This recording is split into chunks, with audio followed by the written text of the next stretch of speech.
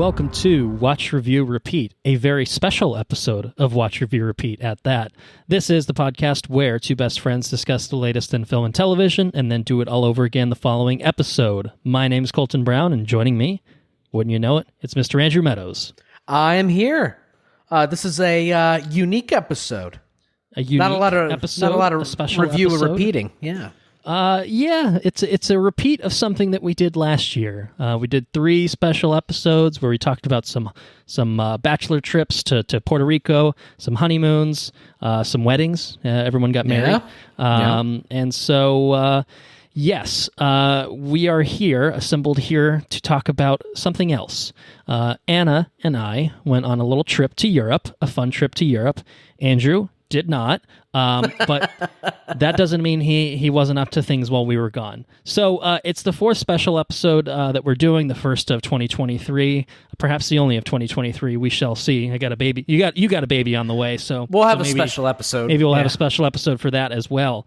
But basically, what happened is we recorded the same night as we recorded on The Mandalorian and went for a long, long time talking about Europe, talking about all those things, and at some point I made the executive decision, let's go ahead and split that episode into its own thing, let Mando stand alone, and then let Europe Trip stand alone as a fun little special episode. So this is really stuff that we've already recorded. It's one of those few instances where we're adding this kind of after the fact to kind of clean it up, but I think that this will make for a better experience, a better listening experience overall, as for everyone to just be able to hear it, and know what they're, going into and not have a weird 2-hour addendum to the Mandalorian episode. So, we won't be doing it alone. Anna Mattis will be joining us very, very shortly. So, I think it's time that we just get into things and bring Anna into the fold. So, I have with me now Anna Mattis.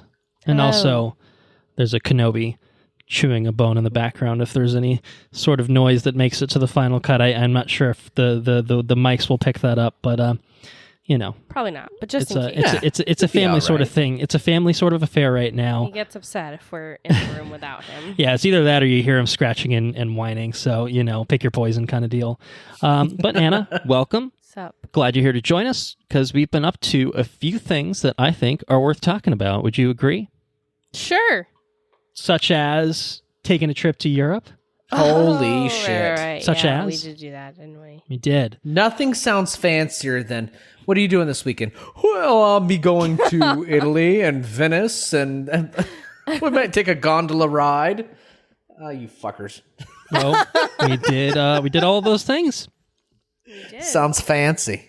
Yeah, so we had 5 stops, 3 in Italy, 2 in the Netherlands.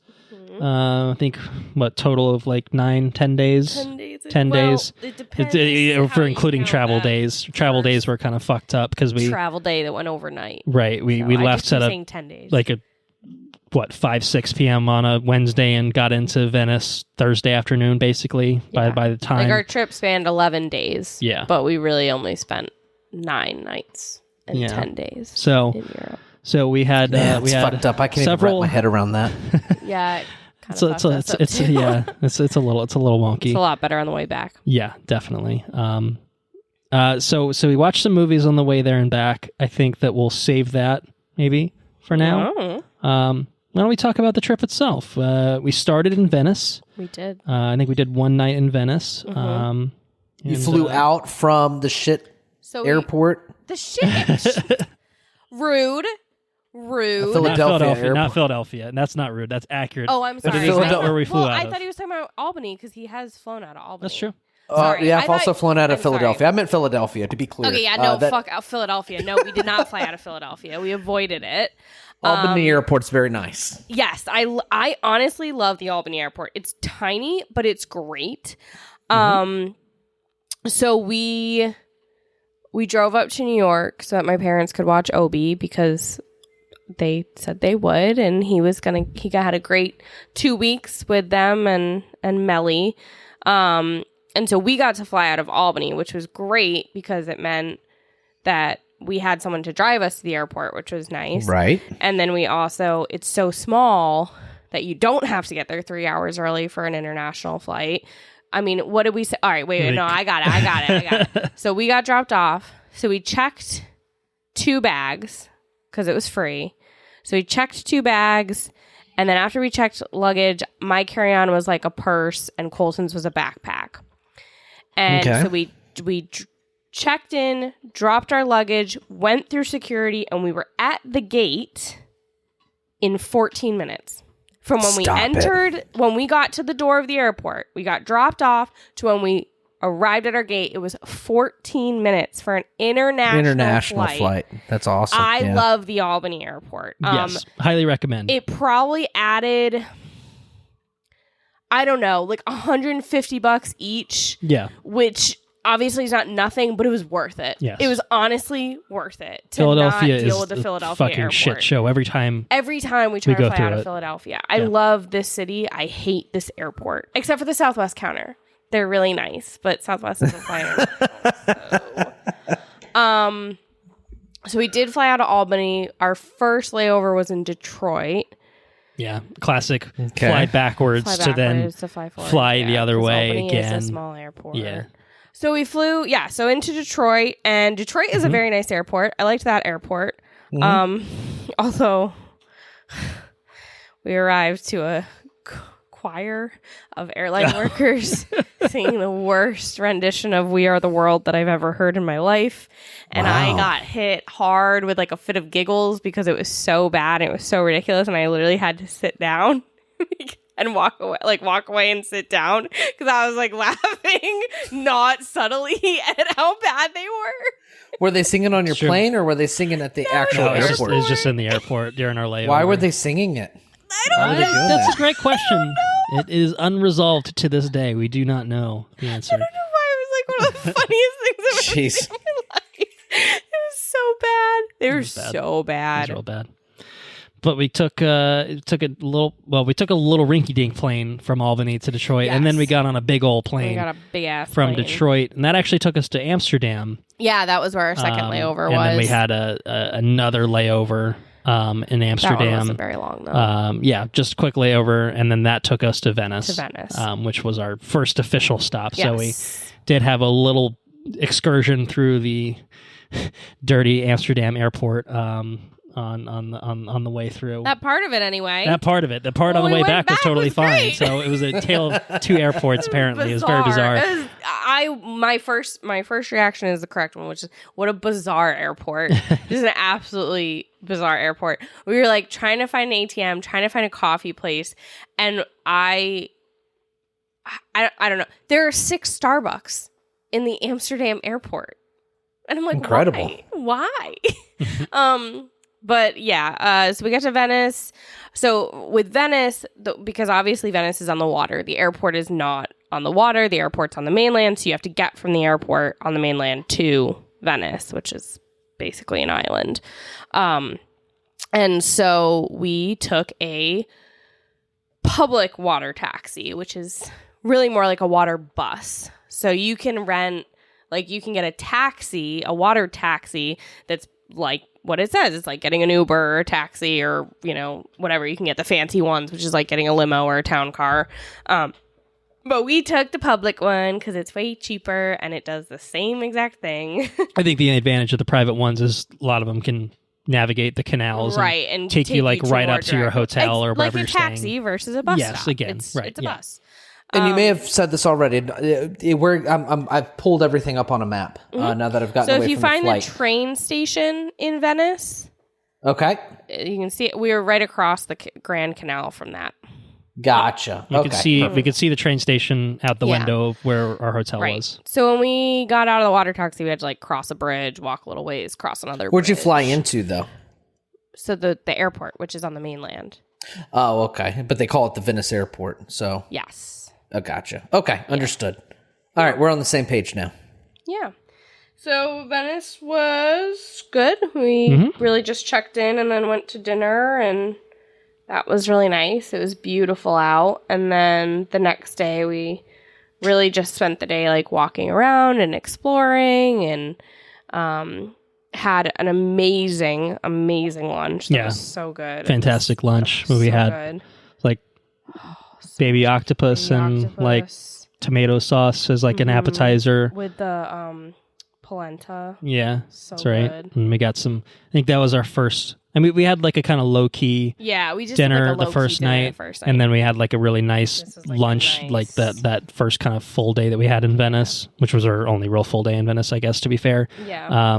But the first of many pastas that we consumed So good. in our time in Italy. Not the first wine. I think we had wine with dinner the night before, but I think we had wine with pretty much every meal except for breakfast. Of course. Yeah. Why not? Pretty much. Because yeah. when in Italy, Yeah, I exactly. think maybe the day after. maybe there was a day where we had too much wine and we were like, all right, we'll We pump did the not- brakes. we We'll did have it not with have dinner wine. only, not with lunch. The first day in Rome, when we had lunch at that cafe, we did not get that's wine. right. That's true. Because it was, we had we'll get there. Anyway, Venice was great. It was beautiful. Really interesting city, just architecturally, just unique. I had been there. Yes. Colton. Yeah. On all of these Italy stops you had been to. Mm-hmm. The only city of the places we had gone to was Amsterdam that I had been to before was Amsterdam. So this was all new to me. And so, yeah, Venice was just a really cool place. No cars pretty much, which was really awesome just because the way No that it's cars? built and designed. There's no space for them, I guess, pretty much. No room. And they can't go over the bridges. Right. Yeah. We went over this one bridge across the Grand Canal about 5,000 times, and it's just like steps and steps and steps, is and fine, then steps and except steps when and you have steps. luggage. Yeah, a 50-pound suitcase up and down isn't very fun. I've never heard of a fucking city with no cars. Yeah. I mean, I think. Well, there's probably like a point like from the airport where you can take like cars and bus, and then you just dump them somewhere, right? So there's a bridge. There's a bridge from the mainland to Venice. But basically, right when you get into Venice, there's this ginormous parking garage that pretty much everybody parks in because you kind of have to. There's like select places where like trucks can go in certain parts, but like not really. To like distribute food and stuff, or do they take most of their imports and whatnot? I think it's a lot by water. Most of that's by water. water, yeah. That's incredible. by water, Wow. yeah. And they really can't drive cars on because the city is sinking. So Yeah. sinking, and also the water levels are rising. So that will Double combo. conundrum there. That's yeah, Venice will almost certainly be in the same way that Florida will be one of the first losses to climate change. Venice almost certainly will be as well. So Wow. So there forever. that's I think that was partially our incentive for Yeah. Yep. you know, making sure that it was a stop was let's see it theoretically while we still can. yeah, it was and fun. then we I was gonna tell this story about the gondola ride. Yeah, Which yeah. was kind of crazy. So I had been there before with my parents when they came to visit me when I was studying abroad. And when we went to Venice, we took a gondola ride, and my parents and I stayed actually just like a few doors down from where Colton and I stayed. And we just went to like the gondola. There's just like little stops, you know, they're like taxi stands basically along the canals. And when I went with my parents, we just went to one like nearby, and it wasn't until we got on that we were like, oh my gosh, this little like thing behind where their heads on their seat says M and J. My parents are Mark and Janet. And it was so funny. And we were like, what does this stand for? And he said it was for him, Matteo, and his wife, Jeanette. No. And it was really funny. And so we took all these pictures of it, and it was very cool. And so while we were in Venice, I was kind of like looking for it just to see if it was there, and it wasn't at that one, and it wasn't at any of the ones around it, and had given up on it. And we weren't even sure if we were going to do a gondola ride at first. And then the weather was so nice that we were like, we have to, because it originally was supposed to be rainy, and it was absolutely beautiful instead. So we, like a little while after lunch, I guess, I think we'd done a little more wandering. We were sitting outside having a drink. I had a classic peach Bellini. Oh yes, this was Colton I think had the first my of his Aperol Spritz. first Aperol Spritz of many. Worst. It was the worst. Horrendous. It was definitely the worst. All but Aperol, no Spritz. Ugh. I did have a sip, and I was like, why is this popular? Yeah, and then I had a sip, and I was like, that's not what it's supposed to taste like. So we walked down. We were taking pictures from like the opposite side of the canal of our hotel. So we're on the other side now, and we just decided to go to a gondola stand near there. So we walk up, and there's like 3 or 4 gondola men there, you know, and then you just kind of wait for one to walk up to you. So this guy walks up to us, and we arrange, and it's a standard price for all gondola rides, which is really nice. So you don't really have to worry. It's like very regulated. And like you have to take tests, didn't he say? Like you have to be like trained and practice and like take a test. Look, the way that he maneuvered that gondola, they're amazing. He's navigating some tight corners and like in dealing with other water traffic and stuff. Like I imagine it has to be a lot that goes into before they just let you turn you loose with fucking tourists. Yep. And so we like go down the dock to get in his gondola, and we like thought we were stepping into it, and he was like, oh, it's actually the one next to this, so we have to climb through this one to get to this, which was like no big deal. They help you and whatever. And we go to sit down, and I like freeze because I'm like, oh my god, Colton, it's the MJ. MJ. Oh, no way. You found the MJ? It's the MJ. And so we like start, and I'm like, but this looks different. Like I got to go back and look at pictures.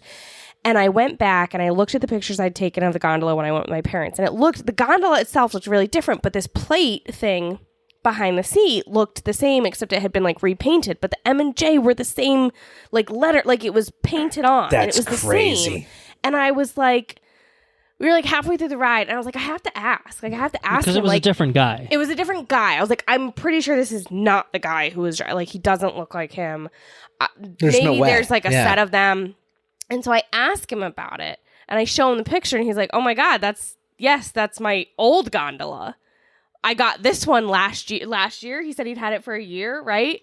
Like he'd just gotten this new one. So he's like, yeah, that's my old gondola.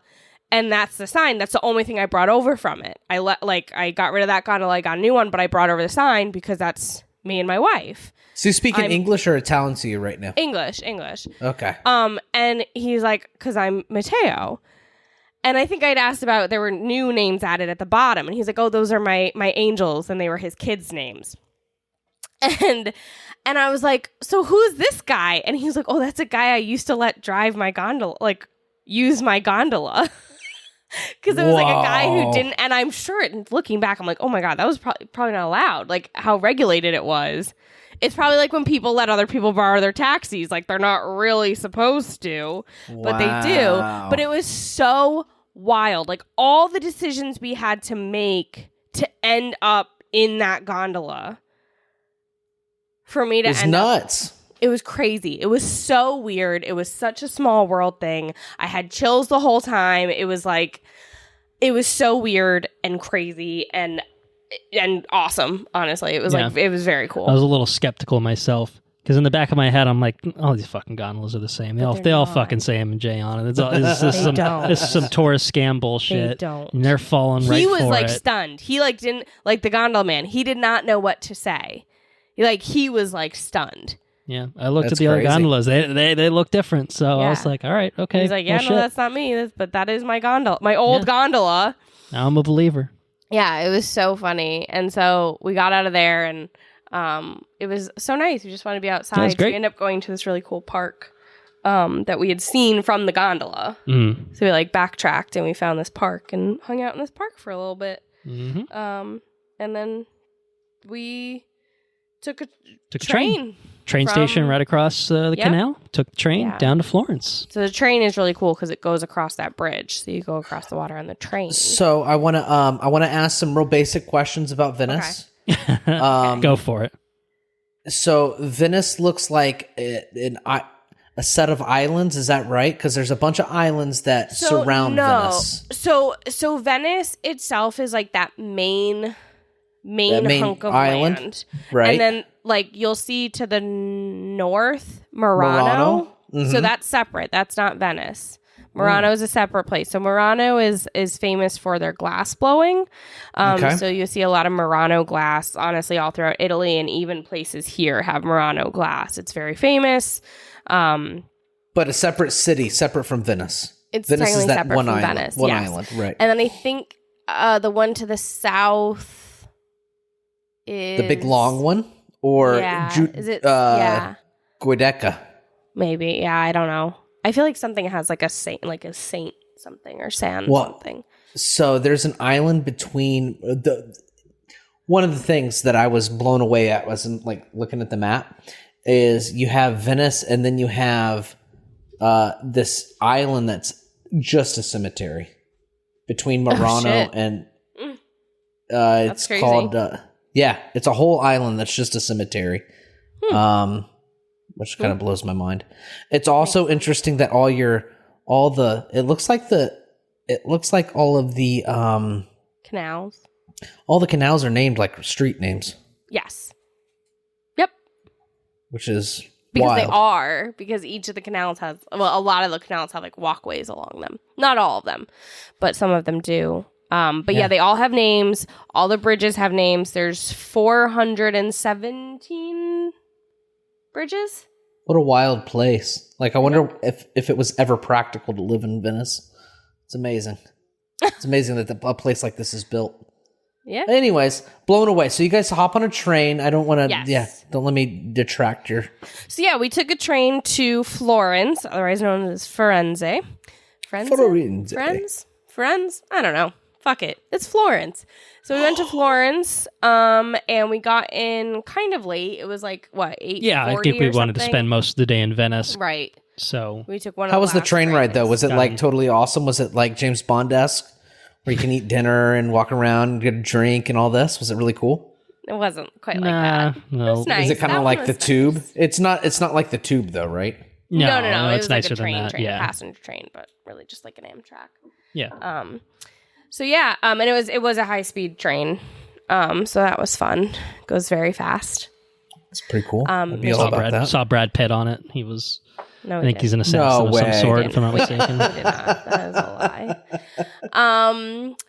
So yeah, we got into Florence. We checked into our Airbnb, and then we went to dinner at a place really close to Airbnb where I'd actually been twice before with my parents because they have like really good gluten-free stuff. Wow. And Anna had the worst meal of her life. He might be right. It was so bad. I don't know was what brutal. happened because Colton's was really good. Our desserts were really good. The wine was good. I don't know what happened, but What was it? It was like it was shrimp risotto. Shrimp risotto. It was a seafood risotto And it of was, some sort. Yeah, I think it was the worst thing I'd ever tasted. The risotto was like undercooked Grainy. and Just grainy. send it back? Gross. The prawns were overcooked and had a weird flavor. The sauce was like flavorless. It was really In bad. Italy? It was the only bad meal I had. It's the only bad meal I've ever had in Italy. Wow. It was bad. I think I did say something like, "Do you want to send it back?" And I think we were like, "I don't know if that's like I'm a not culturally doing- I was like, I'm acceptable not thing to doing do that. here." I'm like, I'll just get dessert. And to be fair, you didn't. I had a finish your huge pizza, so I ate fucking some of your all pizza, the and I all the was pizzas you fine. get, I didn't go hungry. are like massive. You So, got a pizza. Yeah. Oh yeah, we got. So you're supposed to we got do. lots of pizzas. Yeah, we had How are lots the of pizza. pizzas? Pizzas are bomb. Amazing. Yeah, they're Yeah, great. all right. Pizza and pasta. Yeah, the that's pizza what you're had supposed to like do. a huge fucking hunk of burrata cheese in the middle. Fuck So yeah, I mean, dude. it was ridiculous. It was amazing. But it was all filling about that too. pizza. So it worked out because you got really a little bit of pizza to Yeah, to and tide I you over wasn't. to dessert. I wasn't hungry. So, not to another question. Difference between like a New York style pizza and proper Italian pizza. Like, what's the difference in the dough? I will say that it's if I was gonna pick like a style in the United States that's closest, I probably would pick New York because it's got a really thin Italian. Well, sorry, let me backtrack. There are different styles of Italian pizza. Oh shit! The most common, which I think is, there's so much debate over what's Napoli style, what's Roma style. I'm not going to get into it. What type of style is in Florence? I would say there's like the two main styles that I encountered were, number one, a pizza that's almost like a ciabatta pizza, which is what that one place is like supposed to be. We had like a poor version of it near my old apartment. Okay. But that's like what it's supposed to be. And that's, if you want it in Philly, you go to Rione, which serves authentic. That ciabatta pizza looks fucking excellent. Looks like it's made on a piece of garlic bread. As somebody, that's kind of what it looks like as far as when I Google ciabatta pizza. I don't know, probably. But then the other kind, like the most basic, is the dough tastes completely different from New York style, but it is thin in the middle, and then you have like a fluffy, crispy crust around the edge. And it's amazing, and you are allowed to eat it with a fork and knife, although you don't have to. I think it depends on how messy it is, you know. Yes. Although I did like watching that one Italian teenager just rip it with her hands. It was amazing. But yeah, Florence was great. I don't think we really did. I think we pretty much just had dinner that first night and crashed. And then crashed because we were tired. Yeah. And then the next day we went to Piazza Venezia, which again I had gone to twice because I really liked it, which is basically an old Medici palace with lots of Renaissance era artwork in it. Most of it is like contemporary, like it's from when they decorated the palace, and they've just kind of left things where they are. They've moved some things around, but what's this place called one more time? I'm trying to look for it on the map. It's called Palazzo Vecchio. I did click on that. Wrong Palazzo. You might have looked at Palazzos. Ponte Vecchio. Ponte Vecchio is the bridge. Palazzo Vecchio is the palace. Gotcha. Okay. And then we climbed up the tower, which is really tall, but gives you a beautiful view of the city and of the Duomo, which is the giant church. Well, it's the Duomo. You sent me a video of some guy playing. Yes, right in front of the Duomo. That was that night. But yeah, the Palazzo Vecchio is beautiful. Did we do lunch after that? Did we go straight to lunch? I think we did. Well, I think Palazzo Vecchio is the one, like, when you first enter, like, the main part. Is that, like, just this massive... No, that's the Duomo. We didn't go inside the Duomo, though. Oh, when you're saying inside. Inside, yes. Yeah, inside Palazzo Vecchio, you have this like massive... what we'd call now probably like a ballroom. Yeah, I didn't really know how to describe it, but it was like the most ridiculous space and like the biggest paintings you've ever seen. Yeah, it's insane. You can't. I think pictures cannot capture it. Would I lose my mind? Andrew, Probably. you would lose your fucking goddamn mind if you walk into any church in it. You pop into any random church in Italy. Oh my god, dude! You Even if it would looks lose like it. nothing from the outside. Every time I walked into a church, I will say this. I was just like, oh man, Andrew would fucking love this. Because it's just the most like lavish thing possible. Yeah, it's insane. So cool. You know, they're fucking jumping ahead a little bit. Yeah, they're stealing shit from, other works of art and, like making the church as ridiculous as possible. They said fuck the pagans. Yeah, pretty much. But anyway, yeah. No. I legitimately did think of you every time we walked into a church because I was just like, I know who would appreciate this. Just stand there for hours and just stare at it. Honestly, you could. Yeah. All these places. I mean, the one at the top of the Capitoline Hill, which again, we're jumping ahead. We walked out and I was like, how long were we just in there? Because it hadn't felt like very long. We were in there for a while. Anyway, we tried to do lunch at a place that I went when I was there the first time that had really good pizza. And I was like trying to find out. I was like, it looks different, but like, this is it. Like I see, like, cause I had a picture of the menu and it was like the same name, the same font, the same logo, all that. And we walk in and the first room I'm kind of like, this like kind of looks like it. And then we walk in the next one. I'm like, this is not it. This is not it. And it turns out this place that was a trattoria before. So it was just like really casual pizza. You sit at a like whatever, it was like very casual lunch place, was now a fancy restaurant. And we were like, we ordered water and I was panicking looking at the menu because I was like, first of all, this is not what I want. Second of all, this is so expensive. It's going to take us forever to eat here. And I was like flushed and like panicking. And I was like, we have to leave. This is not what I wanted. We need to leave. But it was the same place. It just in 8 years, it had completely changed. So we left. We left. We told them we were leaving, and I offered to pay for the water, even though we hadn't drank any of it. And he was like, "No, it's fine. It's fine." Because there you pay for your water because you drink bottled water. It's not tap water, so you pay for water. It's not very expensive, but you do pay for it. Which is why it's fun to like get sparkling every time, pretty much. So then we found a different place, which was actually literally right next to our apartment that was fantastic. And it was just exactly what I wanted. Casual lunch spot. Pizza? Really good pizza. Do pizza. Due Ria? pizza. Ria. Ria. Like it was like ... Ria. Oh, I don't really okay. understand. So we got some pizza. So we got some More pizza and it was really good. And because it was right next door, we could kind of regroup. I'm just clicking through pictures. This place looks absolutely ridiculous. What place? It just, Palazzo Vecchio. Palazzo Vecchio, yeah. 2 Z's, Yeah. you say it like pizza. Palazzo. Palazzo. No. Think about how you say pizza. Pizza. You don't say pizza, you say pizza. Palazzo. Palazzo. There you go. Palazzo Vecchio. Correct. Yeah, and then in the afternoon, it was so nice. It was really beautiful that day. So I took Colton to Ponte Vecchio, which is like this really cool bridge that's like the Rialto Bridge in Venice, where it's like the whole bridge is shops. Really It's cool. basically like a little jewelry, like a little Jewelers row, yeah. like in Philly, but On on a a bridge. And it was so chaotic. I think Florence is where we really started to see the crowds. I didn't feel like Venice was super crowded, but Florence, crazy, we no. really started to see the crowds, particularly in front of the Duomo. But then we were seeing it on the Rialto Bridge. Although when we were there, Colton had a star spotting. Brad Pitt. And he didn't. No, it was not it Brad wasn't Pitt. Brad Pitt, that's right. And he didn't say anything to me, and he didn't say anything to her. But we did confirm later that it really was her.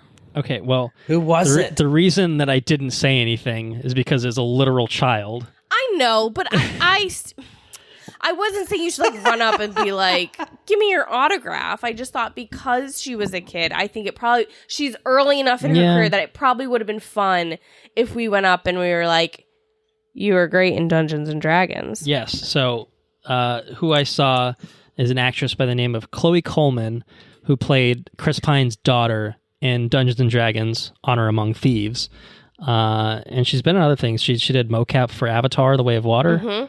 Okay. She was in 65, which we didn't see unfortunately this year, but she was in 65 apparently, and like other notable projects and stuff. My Spy, she was in My Spy and the sequel. And she will be in the sequel. Yes, she was there filming the sequel. It's with Dave Bautista. We did not see Dave Bautista. We did not see Dave Bautista. But yeah, like I saw her like on the bridge. I think she was with her parents, I assume. I'm sure. She's like what, 14 or something? Yeah, she's like 14. And I was like, I'm pretty sure that's the girl from Dungeons and Dragons. And I didn't really think anything of it. I was, it was one of those things like once upon a time, the one time I was in, well, not the one time, but one of the times I was in New York City, I saw Michael Emerson on the street, and I was like, I think that's Michael Emerson. And I was just like, I'm just going to keep walking because who fucking knows? But it makes sense because it's New York. Typically like the respectful thing to do if you see stars in the wild. Yeah. And I wasn't saying but I to did like a fawn double over take her, is but it would've mostly been what kinda I'm saying. because she is early in her. I just did a double take, kind of thing. I was like, I'm pretty sure. And I was like, okay, well, maybe not. I don't know for sure. But yeah. Later we looked. Yeah, I looked and she had like Instagram stories of like being in Florence and whatnot. And I was like, nah, that was definitely her. Because she was in Rome filming the My Spy sequel And or Venice. whatever. They went to Venice after. She did the reverse of us. Yes. They were in Rome. Okay. She went to Florence, and then she went to Venice. Yeah. So anyway, that was my celebrity sighting. I didn't get any autographs. Didn't do anything. I just would not have went supported him went asking for one. went on with my life. I didn't need an autograph or anything like that. It was just kind of like I think that's her. And then later on, I was like, fun sighting. Yeah, it was indeed. Yeah. So we crossed the bridge, and I wanted to take us to Piazzale Michelangelo, which is this piazza with like this just incredible view of the city. It's like up on a hill. And when I went with on my study abroad trip, we took a bus up there on our way out of town. When I went with my parents, I think we took a taxi because it's up a hill. It's a walk. I mean, it's a little bit of a hike. It's like a 35-minute walk from like the city center. And you're going uphill. You're going uphill, and some of it's really steep. And it was hot, but we got gelato and we walked up. And then because we were walking up, we were able to stop in a place I talked a while ago about stopping and I'd kind of forgotten about, which was a rose garden on a hill in Florence. Mm-hmm. So we took pictures at a rose garden. Got an Aperol spritz at the rose garden. He got an Aperol spritz, and I got a lemon soda. That was my drink of choice, which is not alcoholic, but lemon soda brand limonada it's not like San Pellegrino limonada. It's not like sparkling lemonade. It's not. It's not lemon lime soda. It's lemon soda. It's like if, you know, in the way orange soda is like fake orange tasting soda. This is lemon soda. Like, I don't know how to describe it, but it's amazing. And it's my favorite. Shit. And I had a bunch of it over there, and I have looked, and I cannot get it here in any way. It's not even on eBay. So, yeah. Next time we go to Italy, we're taking a suitcase just to bring back all lemon soda. Oh, I did look. We'll smuggle it back. No one's listening. Yeah, it was very disappointing that I can't find it, but it was really good, and it was very refreshing that day. And we walked the rest of the way up, and we saw some beautiful wisteria, and we made it. You made it? We made it to the top of this hill, and it was a beautiful view. It was absolutely gorgeous. Yeah, I mean, the view of the city is just incredible. I mean, it was a great day, obviously, but, I mean, I think when I think about the whole trip, this was the view that like to me stands out from the entire time. Away? Yeah. I think we never quite found like the exact type of like looking spot in Rome that I think could kind of capture the same magic. There is nowhere in Rome. Right, and maybe really it's because maybe it's because it doesn't exist, kind of thing. Yeah. But yeah, I'm just seeing Florence and just comes close, but yeah, no, it was awesome. Yeah. Anyway. Yeah, and then we went up the hill a little bit further to San Miniato al Monte, which is like Saint Miniato on the mountain, which is an abbey. And there's another church up there, and so you get to go in. And there's actually a really cool graveyard that I like walked through the last 2 times I was there, but it seemed to be closed off, or we couldn't figure out how to get in. I don't know. We weren't really sure what was going on, but we couldn't walk around in there. But it's really beautiful up there, and it's like another stunning view. And we had like a really good breeze up there, and so it felt really good. And yeah, it was just beautiful. And so yeah, and then we walked down, and I think we went straight to dinner. No, I think we went to the high bar on the way down. We went to the high bar. Yeah, we popped off to the towny bar. Yeah, awesome. It was good. Yeah, we just like wanted to stop and have a drink before our dinner reservations. And yeah, we stopped, and I had a really good glass of wine for €6, which is so cheap, and it was so good. And you had beer. I had a beer. I had my first Italian beer. Snacks that were delicious. Yeah, he gave us little snacks. Yeah, it was nice. It was very nice. Yeah, it was that was a fun little stop on our way. We just really wanted to like get a drink outside somewhere, so it was great.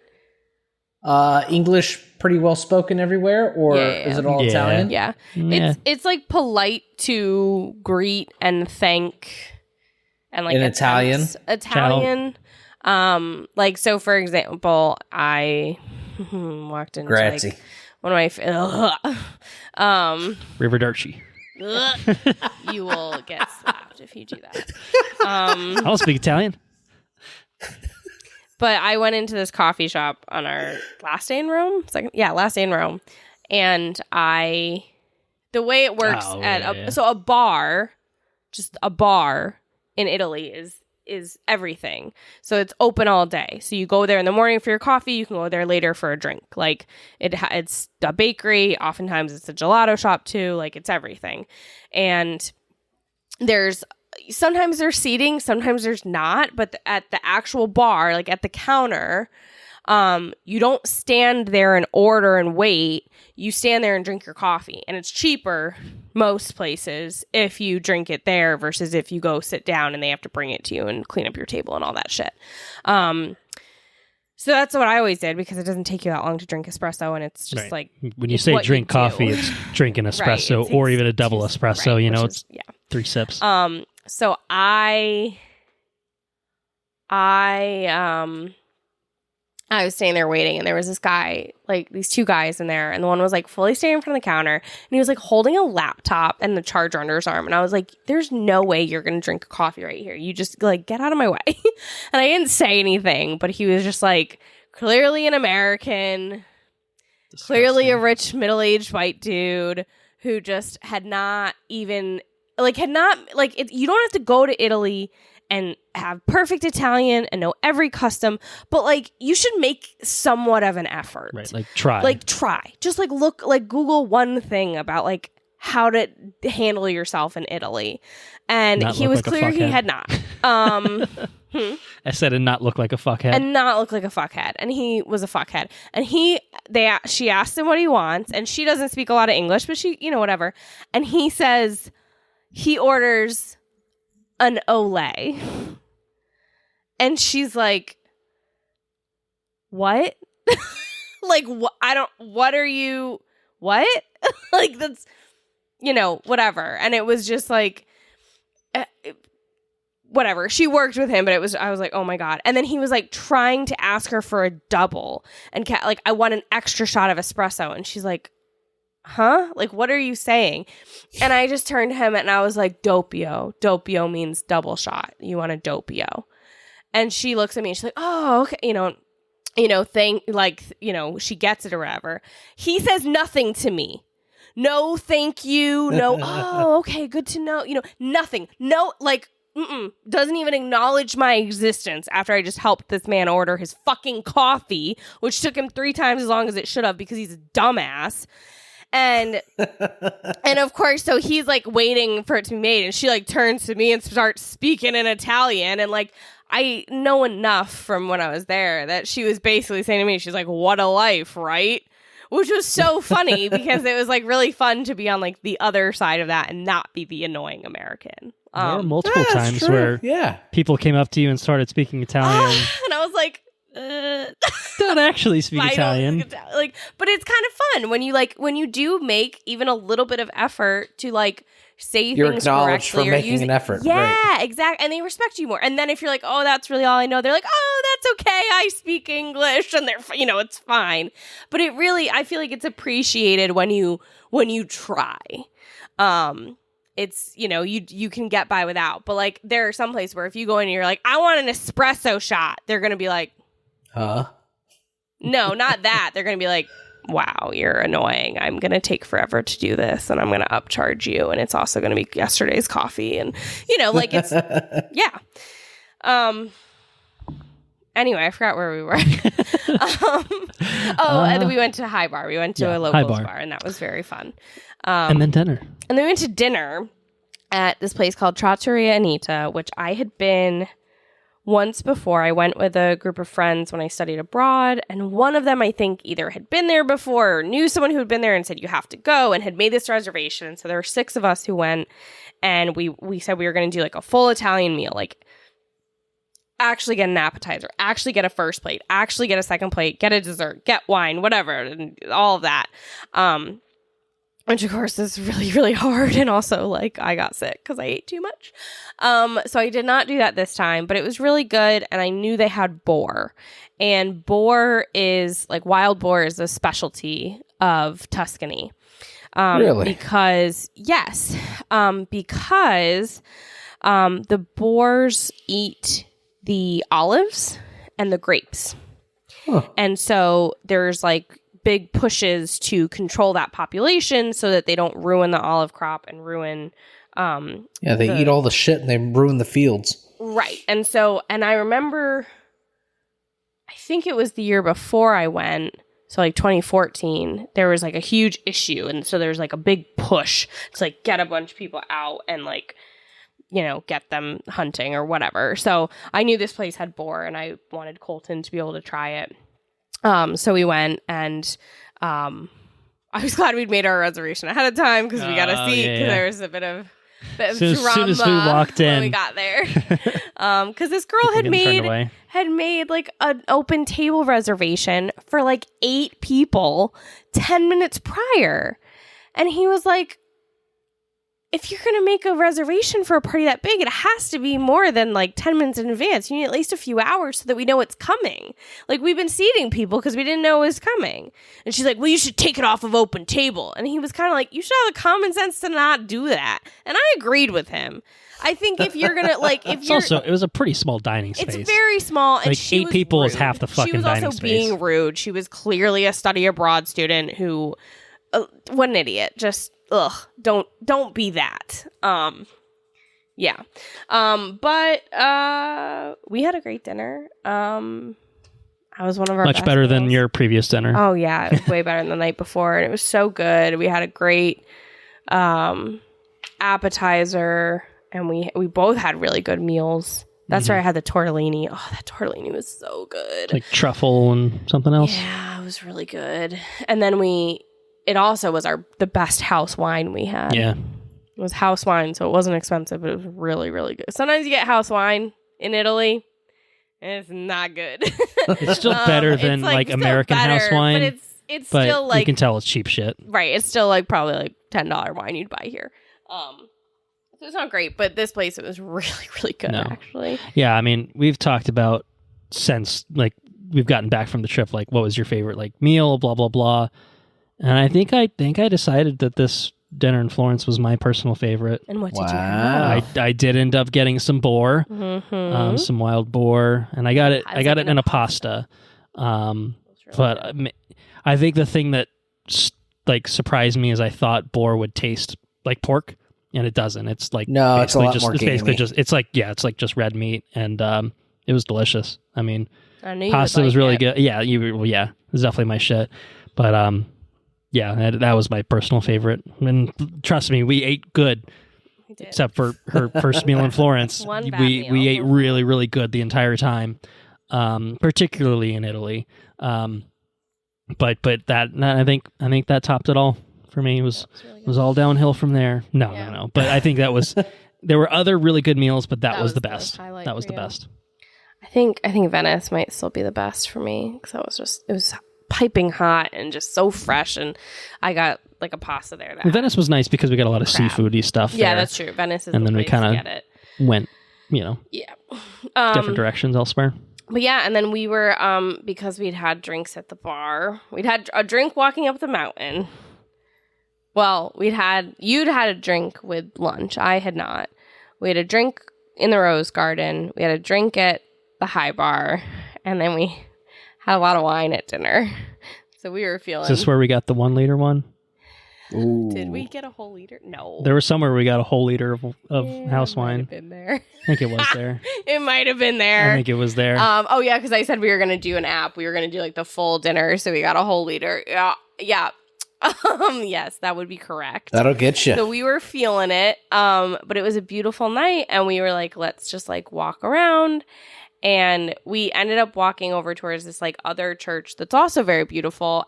And we walked straight into a French market, like in the street. And I asked someone, I was like, is this always here? And he's like, no, just today. We're like, okay. And so it was great because we got some cool stuff, including some French cider and French soap. But it kind of fucked me up because I was speaking French to the French people there. And so then I was getting so confused. And we were somewhere, and I literally was like, oh, je voudrais, whatever. And this was in Italy. And I was like, nope, that's not right. That's French. That's not Italian. And so it kind of fucked me up that we like wandered into this French market. But it was really cool. And it was very spur of the moment. And it was fun. And that's when we heard the... Yes, because then we walked back around the Duomo, and that's when we heard the 1,000 Years. And I'll always think of you. Colton thought of Twilight, but I thought of you guys. I've cleaned many theaters to that song, which is at the end of, Breaking Dawn Part 1 or whatever. Yeah, that seems right. Yeah. But I hear it, and I think of you and Sarah. It was a beautiful guitar cover for sure. Yeah, no, it was very good. Yeah, and then we went home and watched the weirdest fucking Netflix show we'd ever watched in our lives. Because we were buzzed. We were a little buzzed. We had Netflix at our Airbnb. Should we just go ahead and talk about it now? Go ahead. It's fine. We watched a show on Netflix called Sexy Beasts. You ever heard of it? Horrifying. Sexy Beasts? Do we confirm that's what it's called? That's what you told me it was called. I didn't actually double check. I'll just double check it on air. I'm pretty sure it's Sexy. I think it seems right. Sexy Beasts. But Sexy Beasts TV show. Single people go on blind dates disguised as animals and mythical creatures through the use of fantastical cutting edge prosthetics. Stop it. So we watched the first episode of that. Was it incredible? It was horrifying. Horrifying, but Bad. I had fun with it. But you need to be inebriated. Yes, to definitely enjoy some it. level of inebriation like that. Leader. Exactly like that. You should be saying words like that before you watch Sexy Beast. No, but I just stumbled over my words, so it's kind of it's the idea. Bottle of wine deep, couple gummies deep. You know. There we whatever. go. Yeah. Okay. You know. Yeah, it was fucking horrifying. But it was fun. And I mean, it was not our first choice. drink that shitty wine. I wanted to watch all of the Korean drama shows that were like, because clearly Yeah, someone else whoever had had been stayed at that watching. Airbnb previously was Korean or was really into some Korean shit We've been watching a because shit ton of like it was just like rows and rows and rows of like we would Netflix go to, recommends like Korean drama shit. dramatic movies, and it was all just K-dramas. It was awesome. It was wild. There was some good looking ones in there, I thought, but we didn't end up watching any of them, unfortunately. I needed something light. So we settled on Sexy Beast. It was horrifying. Nice. Horrifying. And we drank some shitty ass wine. We had bought it. It was dumb. Panic bought it. We panic bought it earlier in case we wanted it. It was fucking terrible. Just bought it from like a corner store for not much money. Regrets. Get what you pay for. Yeah, I was hurting in the morning a little bit. I recovered nicely, but we had to wake up really early for our train. Right, because we got to do this faster. We're taking way too fucking long. I just realized. Well, sounds like you guys had a fabulous time with a lot of historical Yes. references. Yeah. Sounds like Italy is a... Oh, we're not done with Italy. well, we had one last stop in Italy, We went of to which another place. there is like the most Don't be historical recapping. shit of all. Don't be recapping. Venice was great. Venice was a lot better than the last time I was there. Florence was great.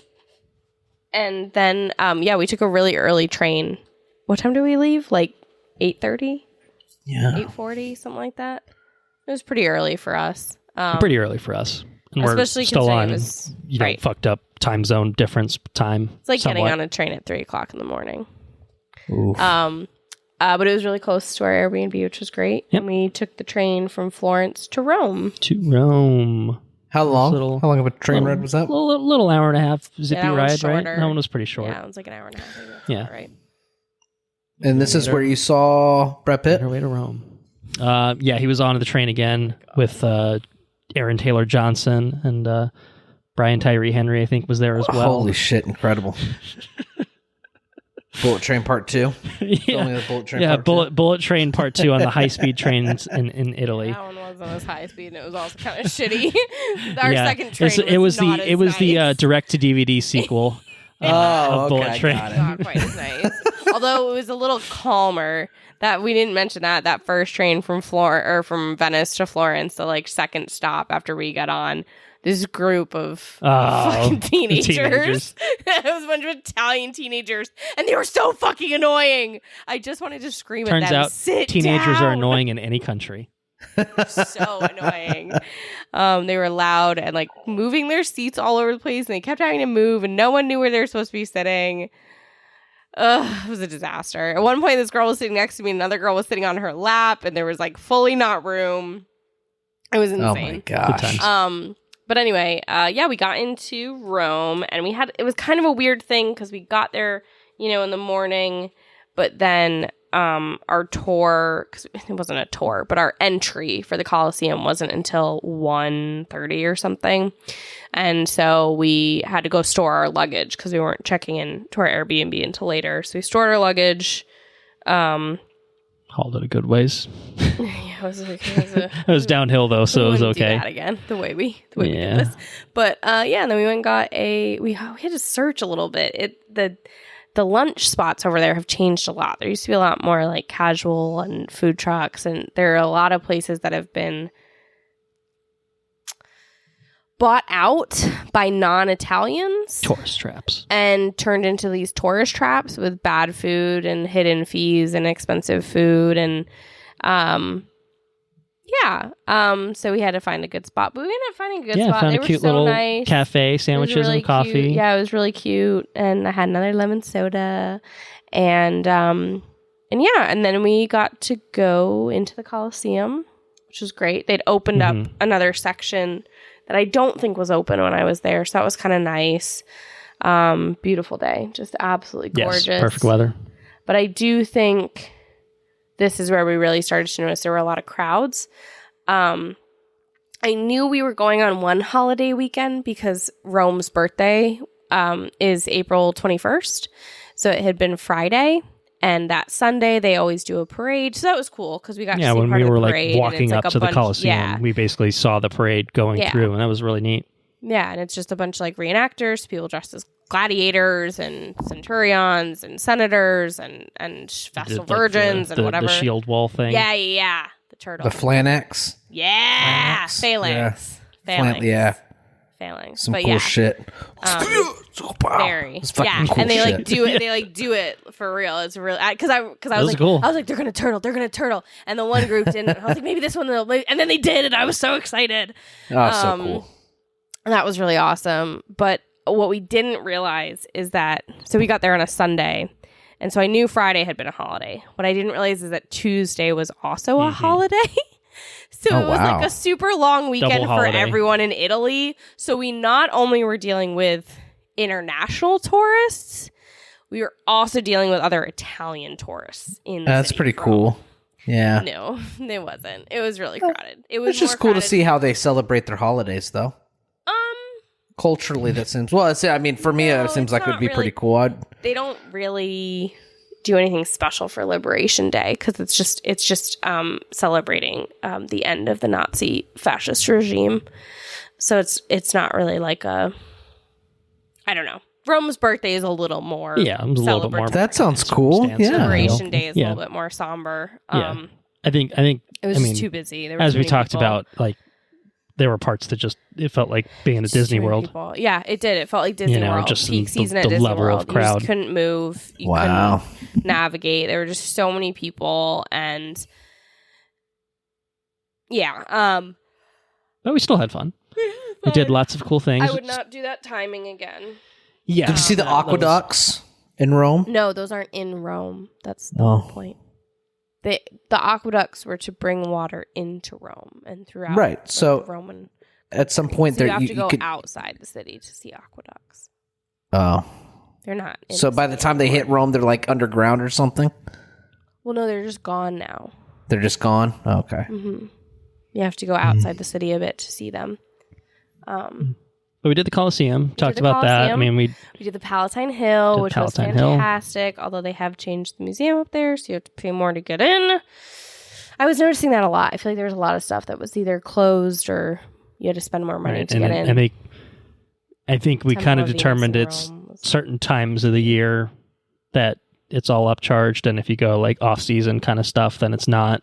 And then other stuff was also just closed, like the Temple of Venus in Rome. Oh, that's right. Yeah. Which is a bummer because you get a really good view of the Colosseum from there. But yeah, Palatine was beautiful, gorgeous weather. And then we went down into the Forum, and then we started to get really tired. Yeah, I mean, we were doing miles and miles of walking, just so everywhere. much walking. You're walking on stones, you're walking uphill, you're walking upstairs, lots of stairs. But it was beautiful weather. It was a good time. We saw pretty much I showed you pretty much everything. And if I do say so myself, I'm an excellent tour guide for all the ancient Roman stuff because I know the history behind it. And I mean, I took an art history and architecture class while I was over there, and we would regularly meet like in the Forum or in the Colosseum. That's cool. So I have a lot of extra shit that way too. Yeah. I mean, I will say exhausting, but good. It was very exhausting, just all the walking, because it was walking a shit ton of miles that day on top of all the shit. You know, we just walked up the hill the day prior. Like it was like a cumulative, lots of walking for days on end, Still kind of thing to that point. I'd been up really early that morning, but no electric scoots, huh? we thought about a Vespa, I will say it would have been hard. This is, I guess, somewhat related to Rome and other places. Every one of those fucking streets in Italy, like pretty much everywhere, like obviously not Venice because we didn't see cars, but I think Florence to some extent too. Like it's crazy what people are navigating like with cars on streets, like pedestrians Colton everywhere. got hit by a car. Like it's just like all of these streets, if they were in America, would be closed because there's so many people. Only, there's no room to navigate, and it's like people are fucking brazen, man. You literally got hit by a car. I didn't even feel it, but I believe Just you. like the mirror nudged him. But I forgot. I just remembered. I get to join your club, the two of you, because I got injured by one of those fucking scooters. Oh yeah, that's true. That's true. Yeah, she hopped on. She took it for a spin, crashed it into a pole. Oh, that was me. Yeah. Right. Go on. No, we were waiting for dinner and we got cold and I ran around the corner to get our jackets from our Airbnb. When I was coming back around, someone had parked a scooter like up against this plant. So I couldn't see the handles of it. And the other part's low to the ground, so I didn't see it. And I was trying to navigate around the massive amounts of people. And I basically ran right into it. So the edge of it where you stand on, right into my shin. Oof. God damn it. Who the fuck put the scooter down? Yeah, I had a pretty rough bruise for a while. It's definitely gone now, I think it's gone. Looks like it's gone. But it was, I've joined that club. We did talk about maybe getting a Vespa. I'm glad we didn't because the crowds were chaotic. just, you wouldn't have been able to, you can't. I would have hit someone navigate without a doubt or like crashed into something trying to avoid hitting someone, which I'm good at as being now. But yeah, we got to our Airbnb. It was great. It was in my old neighborhood, so that was fun. Went to dinner, which was a bit of a shit show, and we were like, it was just the waits were crazy. Like they weren't when I was there, and we kind of realized it's like, oh, it's because we're on a double holiday weekend. Yeah, it's busier than usual. But it seems like they just were like they didn't know how to accommodate it. And like if you have a reservation, great, you're golden. But if you like, if you don't have a reservation, you just show up. You don't put your name on a list. You just stand outside and wait for a table. And then the line gets super long and blocks the road and then has to keep parting because cars are trying to come through. But also there are tables across the road that are part of the same restaurant. So all the waiters are dodging in and out of traffic as cars are coming through. And I'm like, what the fuck is going on here? It was pretty intense. It was insane. I'd never seen anything like it. The food was good, though. The food was good. And it came out quickly. And then we waited 30 minutes to pay for it. We were trying to order more food. We wanted more food. And they would not talk to us or acknowledge us, and we just gave up. Our server did not speak English, and he was scared of having to speak English to us, and I would have met him in the middle. Like, I would have spoken Italian. We didn't need to speak English, but I ended up having to literally stand up and block his way to ask for the bill, which I asked for in Italian, and the look of relief on his face was incredible. And I was like, we could have done this 30 minutes ago. Like, we didn't need to do this. But it was good, and it was fun. And then we knew the next morning was going to be, is that going to be picked up? Yeah, I think there might be some squeaking Andrew? in the background, but even if you can't hear it, I'm sure one of our mics is picking it up, but that's just Obi making his presence known yet again. We saw a dog at the airport that sounded exactly just like that. Just in case anyone was wondering, but anyway. Anyway. I don't think closing the door made any difference for some reason, but maybe it might have muffled it enough for the mics. I don't know. Or we're just talking crazy and it doesn't pick it up at all. In which case, okay. Anyway, we knew the next day was going to be thunderstorms and rain all morning, and so we didn't want to deal with that. And we were really, really tired. Oh, yeah. So much walking. So we had just done so much. We were so tired, and we decided we were going to sleep in. Scandal! We did. Holy shit. And slept it was through fucking the entire great. day. We had to leave. No, we did not sleep the entire day, but we got fucking excellent sleep. Those shutters were incredible. They shut out all the light. It was great. There was an air conditioning unit at this place. Only place with AC, and it was great. It's like unheard of in Rome. And so then the next day we it was really more low key. I don't know that we did a whole lot other than we went up the big hill and had dinner, later in the evening, but I showed you around all my old spots. So I showed you my two campuses. Oh, that's right. We did. And we went to Piazza Trilussa, and we went to Conad, and Went to OVS. Yeah. Conad was my grocery store. Yeah. And then we went to Soupli, That's right. which is really good. Like what, like rice balls kind of thing? Yeah, like Or the fried rice balls, the arancini. That was really good. And then I like showed Colton where I used to like the piazza I used to hang out and where my old apartment was. And then we went to Piazza Santa Maria in Trastevere, which is like one of my favorite places. And it's really magical at dusk. And I like really wanted to go there at dusk. That's where we sat. Yeah. And so we went there at dusk and we sat and it was beautiful. And when we went to that church, You too. did go into another great. church. Thought about Andrew there. Thought he'd take some pictures, make him real jealous. Was that the day? And we went to Dar Poeta. We went and got pizza For lunch, at Dar Poeta. yeah. And yeah, that was an experience. And then we went up. We had a guy come up and sing at us very poorly and terrible. Doing weird shit, and we just ignored him the entire time, pretending he wasn't there, and it was great. It was better. One of those situations. Yeah, Oh, nice. yeah. So awkward. Yeah, but then we went up the Janicolo Hill, the Janiculum, which is one of like the hills of Rome, and you go up it, and at the very top there's a statue. Kind of halfway up it, there's this cool fountain, which has a bunch of Latin on it that I was translating, and you get this like really cool view of the whole city. And it was dark by the time we got up there, but I think that was actually a pretty cool view too. You got like a little night view, Yeah, you could see St. Peter's Basilica, you could see Castel San Angelo, you could see the Il Vittoriano, which is like the giant white building. Wedding cake building. The wedding cake building, another name for it. And yeah, and then as we were walking back down, we had like looked at we were trying to figure out where to go to eat. Because places were still so busy, and I just really wanted like pasta al pomodoro. Like I really just wanted a basic tomato sauce, and I like couldn't find it on menus. It was really weird. And we had like a couple that we were gonna try. And as we walked down, because we were gonna walk down by my old apartment, we came across this gastropub. It's an Italian gastropub, and it was right up, like a 3-minute walk from my old apartment. I was like, this was not here when I lived here. This was definitely not here. This is really cool. And we kind of stopped. We decided to look at the menu, and it had what we both wanted. And so we decided to go there, and I'm so glad we did. It was so random. We just walked by it. It was a really cool vibe. It was great. We ended up talking to the owner for a little bit. And we had really good drinks. I had a fantastic twist on a amaretto sour, which was really fun. You had...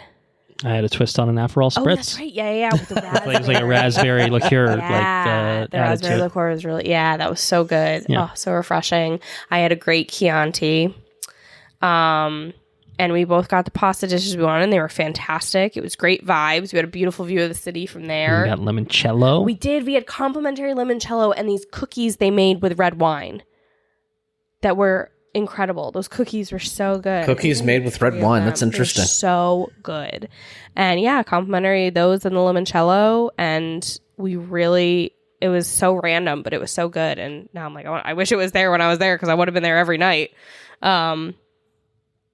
Yeah. And then we... Yeah, that was kind of I think that was really kind of the nightcap for Rome. Yeah, it was great. And then we stopped by. We took pictures outside my apartment. Yeah, did a and ended up little talking to photo a guy shoot. who lived there, which was funny.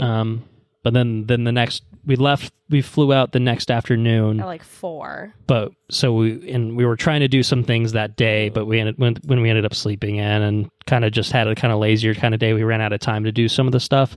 So I think we kind of decided, let's kind of load up the morning and afternoon and try to do as much as we can before we fly out. So we did bright and early. We did a bunch of stops at a like kind of the bigger places in Rome, and they were all fucking ridiculously busy. They were. So we did the Capitoline Hill, or we went to Largo Argentina, which is these ancient ruins that sound like cat sanctuary, which is very cool. And then we went to the Capitoline Hill, which has the Capitoline Museum on it, but it also has this amazing church that's the most incredible. Another church. It's got these chandeliers that are just, it's amazing. And then you're also right up there basically like with Il Vittoriano. So you get a good view of that. And then we came down and around from that. And then we went to the Trevi Fountain, which was a fucking nightmare. It is my goal in life to go there at dawn because that's the only time you can go and there's like not people. I mean, we couldn't have gotten down to throw coins in it even if we wanted to. No way. It was so crowded. It was horrible. And people just like aren't looking at it.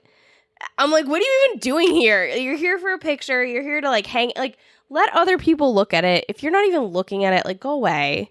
I found that frustrating. But yeah, and then we went to the Pantheon, which we could not Didn't get go into in because it was a the big line line. was fucking insane. I mean, like nothing I'd seen before. We experienced it in a movie, so stay tuned. Oh, we'll get there. The worst CGI of all time.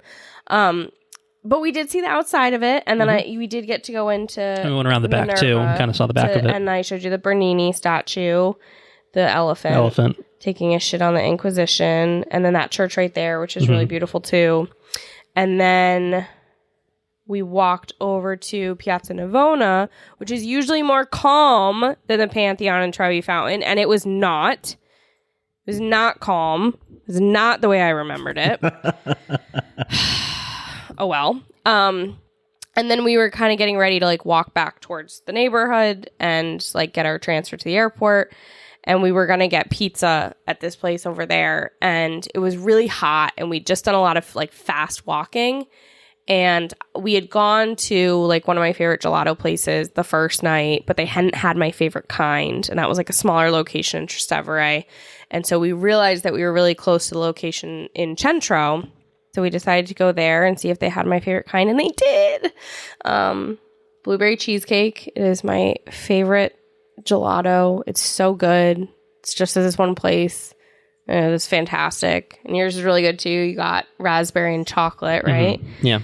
And it was really good. And we just sat and ate gelato for lunch. Because we were like, we were like sweating. bustle for like a couple hours there, and we Yeah. didn't really have time for lunch before we needed to leave. So We weren't really feeling pizza at that point anyway. And then we got great pizza at the airport. it's true. We did end up getting pizza after all. One last pizza in Italy. Yeah, at it the was actually airport. really good. Well, yeah, it wasn't bad. Best airport food I've had. It was really good. So that was our Italy trip. And we said sayonara to Italy.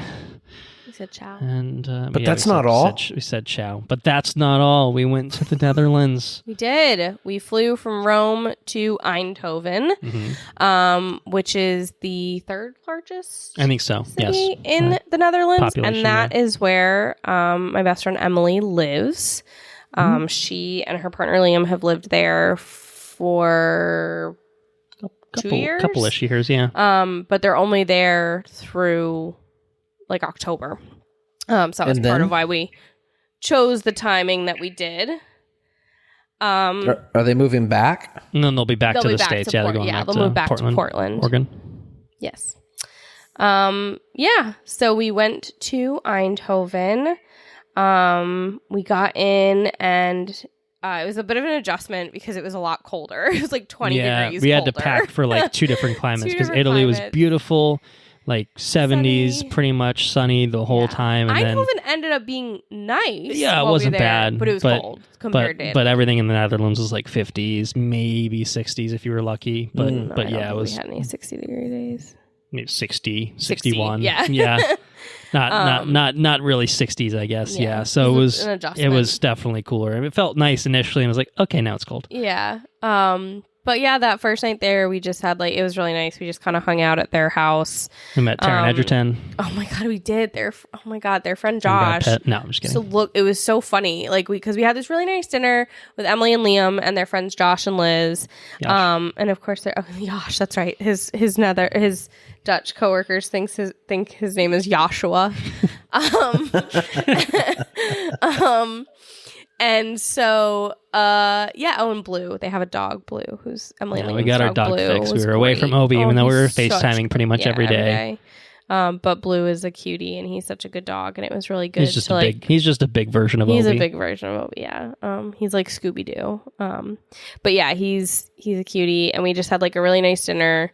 It was nice to like be chill and have like a normal meal that was really good, and it was just really fun to just like hang out and laugh, and It was kind of like exactly what we needed. And then the next day we went and got brunch in like the city center of Eindhoven, which was really great. It was really good. We hadn't had eggs in like a week at that point. Wow. So yeah, we had a really nice brunch with Emily, and then she went to work, and we kind of wandered around a little bit and Walked got to past places like Sissy Boy and America Today, which I like to call America First. No, I don't think that's right. Just weirdly translated store names. It was really funny. But then we went and saw this cool like mansion. Yeah, that was owned by Phillips. Like the company Phillips is headquartered there and like was founded there. And so we saw this mansion that the like founder and owner of Phillips used to live in, and it's now a royal residence for the Dutch royal family. So that was really Jesus cool. Christ, that's crazy. Yeah, it was really cool, and it was like right around the corner from where they live. Yeah, it looks pretty nice. I would live there. Yeah, for sure. Pretty solid. Yeah. So that was good, and then Wednesday night. Oh, Wednesday night was King's night. So Thursday, and part of why we picked it. Didn't we? What did I miss? Didn't we go to? Oh my god, I forgot. Oh my god, I forgot. Sorry, brewery? I knew I was missing something. Go. This is all you. Oh, okay. It was all you. Well, He's got the glass. I've shown Andrew the glass already, and I'll show it to the listeners, even though they can't see it. I'll just describe it. It's a La Trappe Trappist glass that I got from the actual brewery. It's one of 7 or 8 like Trappist breweries in the world, 10, something like that. Of which I think only one is technically in the Netherlands. A lot of them are in Belgium, one in America. One in Italy, actually, I think we found out. I thought there was more than one in the Netherlands. Not technically. 3. Oh. No. I think there was one that's like right on the other side of the border from the Netherlands. I think it's technically in Belgium. Anyway, there's like really specific requirements to be a and I think Trappist brewery. About monks like actually brewing shit on site. They have to be made by monks in the monastery. Mm-hmm. And all of the proceeds for it have to go towards the monastery's mission. So there can't be any profit. Yeah, so it's pretty legit beer. It was pretty tasty. I did like six like different little tasting glass. So I tried a bunch of beer there. I got the glass. I actually got a bottle of another one to bring back, and I ended up drinking it there. In Eindhoven. And it was also just beautiful there. And it was really nice. And it wasn't busy at all when we went. It was really nice. They kicked us out. We were just sitting we were sitting in the car in the parking lot, like trying to figure out. And they're like, "We're closing the gate. You got to go." And she really started closing it before we were even all the way, before the car was all the way through it. It was really funny. But no, it was really nice. Fun. Beautiful place. And Emily said, when it warms up, the place gets really bumping, which doesn't surprise me. But that was really fun. Cool place. That was really another place where English is pretty widely spoken. Yes, it's one of the official languages, basically. Yeah, everybody speaks it. A lot of signs are in Dutch. Most signs, I would say, are in Dutch. Every once in a while, you get one that's got English. And the one thing that I observed is, I feel like a lot of people came up to us and just started speaking Dutch, and then if you look clueless, they're like, "Oh, English, okay," and then they just immediately switched and spoke English fluently. Yeah. I feel like that happened more than once. Yes, it did. So, usually at restaurants. Yeah. Yeah. So, but anyway. And part of that is that Eindhoven doesn't get a lot of it. It's not a big tourist attraction. Eindhoven definitely has an international population. There's lots of people from other countries who come there for both the university and then a lot of the job opportunities there. There's a lot of them. So it's definitely an international city in that way, but it's not really a tourist attraction. Right. Amsterdam is. Right. So yeah. So which was kind of cool. It was kind of nice to not be in a touristy spot. Although it was not touristy, but it was bumping that night because it was King's night. So King's Day, it was the next day. It was Thursday, and that's a huge big holiday in the country. And it's another holiday. This one we knew about. This one we knew about. We went on purpose. We were prepared for this one. We brought orange. You celebrate the birthday of the king, and everybody wears orange, and it's a lot of street parties and just hanging out. And King's Night is the night before, and so there's a lot of activities and DJs. And when Emily first told us about it, she first of all told us we could dress pretty casual and told us we were going to be, it was like drinking beer in tents. Okay. And we were like, all right, that sounds pretty chill. I'm picturing more like an Oktoberfest vibe of like picnic tables. And so we go over to her friend's house or apartment first to like meet some of their friends who are all like 25 years old. So I felt ancient. But it was fun. There were some really like good people. They were very funny, and it was good. There was someone named Anna. And she was great. And so it was like fun to like meet some of their friends. And then we went to this thing, and it was, I would describe it not Oktoberfest. It was not Oktoberfest. I would describe it as an outdoor club. Oh wow! Like you went in, and it was just, I'm like convinced that's where we caught COVID. Yeah, because we were packed we were in. I mean, we were outside. We were packed in around people. Everyone's singing and drinking, and it was fun. Like it was not what I expected, but it was fun. And like it was like I got into it, and mostly it was ruined by our tiny bladders, and we had to literally run home. But it was like it was intense. Well, because the classic thing is charging for bathrooms over there, like charging for toilets. But so these like were also going to be gross. Oh yeah, gross porta potties. Pay But the privilege also of €3 to have a bathroom pass that you can get in, but you have to go to the ticket booth to get the bathroom pass. So you have to wait in that just to line. get into the bathroom. And you have to go wait in the other line. And anyway, we decided we would take the 10-minute walk/run or whatever to just go back. Yeah. not pay that money and be in a much nicer facility. Yeah. And we ended up sitting with Liam in the living room for like an hour talking about Star Wars, which was great.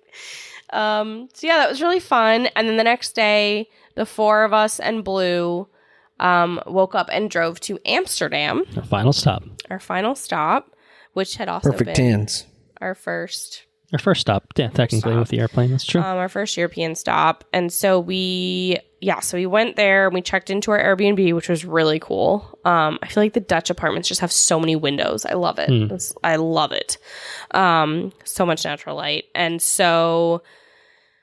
And the day we went was King's Day. So now it was King's Day. So we really just like walked across Amsterdam, wandered. and it was so cool because we just got to like walk across a bunch of canals and like see people on the boats, and they're all dressed in orange and everybody's drinking, and like just I said, a it was huge like, fucking party. Yeah, not an outdoor club, but just a huge like it was party. more like a block party. Like the whole Block party, city was yeah. having a block party. That's pretty cool. Every block was having an individual block there party. was like a DJ in a the collective window playing party. out, and then there were a bunch of people, like usually young people like our age or college age, who were selling drinks like off their front step, but like not in a sketchy way. Like you watch them make the drinks. But so we bought Aperol spritzes. Aperol spritz. So we had one more. Homemade. Plus it was orange, so we were like festive.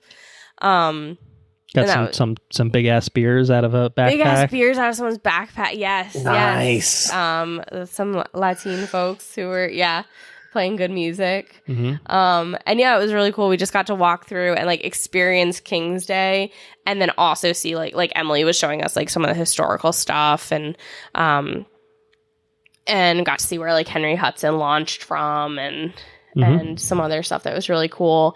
And we walked through the red light district, and then we went on a ferry. Yeah. And we took the ferry across the river. Mm-hmm. The river, yeah, big ass river to the other side, which was cool because then we could kind of like see Amsterdam from afar. Mm-hmm. But in another turn of events, little Dutch translation issue, this was described as sitting on the beach drinking beer. And again, it was like an outdoor club. The Dutch, I found, just like will add a heavy bass to any situation. Okay, yeah. Which sometimes is really fun. My head was hurting, so I couldn't really do that. But we sat on like these like giant cement blocks by the water for a little bit, which was cool. And just like looked out, and then we ended up going to like a really cool restaurant over there. And saw this really cool Mandalorian mural over there. There were a few cool murals. Cool. I was wearing my Mando hat, so I took a picture with it. Mando hat. This was perfect. And And yeah, it was really cool. And then I guess we came back. Oh, we came back and we walked like a different We had dinner way. over there. We had, right, that's why I said we had dinner at a really cool place. And then we came back a slightly different way. We got some late night that was, because we tried to find a bar, but everywhere was closed. Is that where we ended up going to that dive? That's when we ended up going to that dive. Was it? I don't know. Yeah, that was Amsterdam that. has dives. It was on King's Day. It was King's Day. It was the diviest of dives. Diviest dives. It was great. Wow. It was Another towny bar for sure. It was awesome. It was really good though. But then the interesting thing I'll note is that they're towny bars. You know, you think about like a bar in America, you might have a Bud Light, or you get two things. You get a Bud Light, and if you're lucky, you get a Blue Moon or something as like your fancy tap. They have like 10 fucking taps, beers on draft, like everywhere Nice. you go. Matching and they're all like glass for fucking Belgian everyone. beers. Yeah. And, you know, it's fucking legit. Yeah, you know, no, that's something it was you, really good.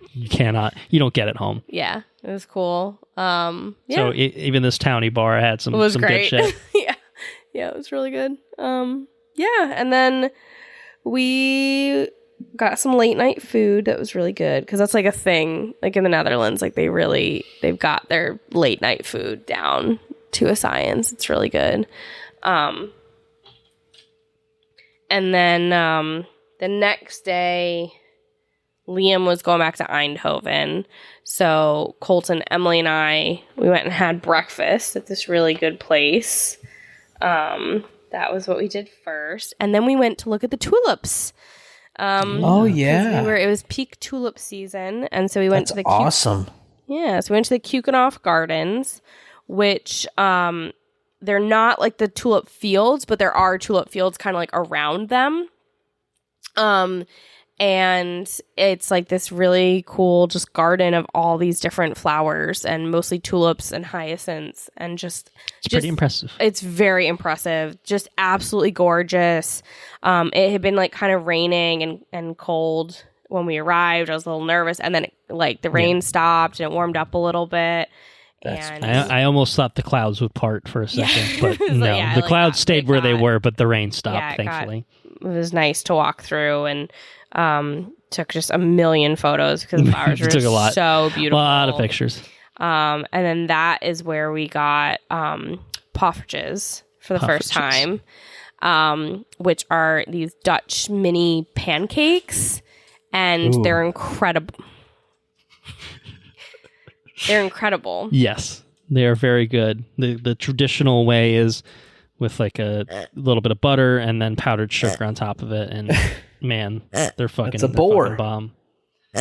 Oh, is that? Yeah, it's a wild boar.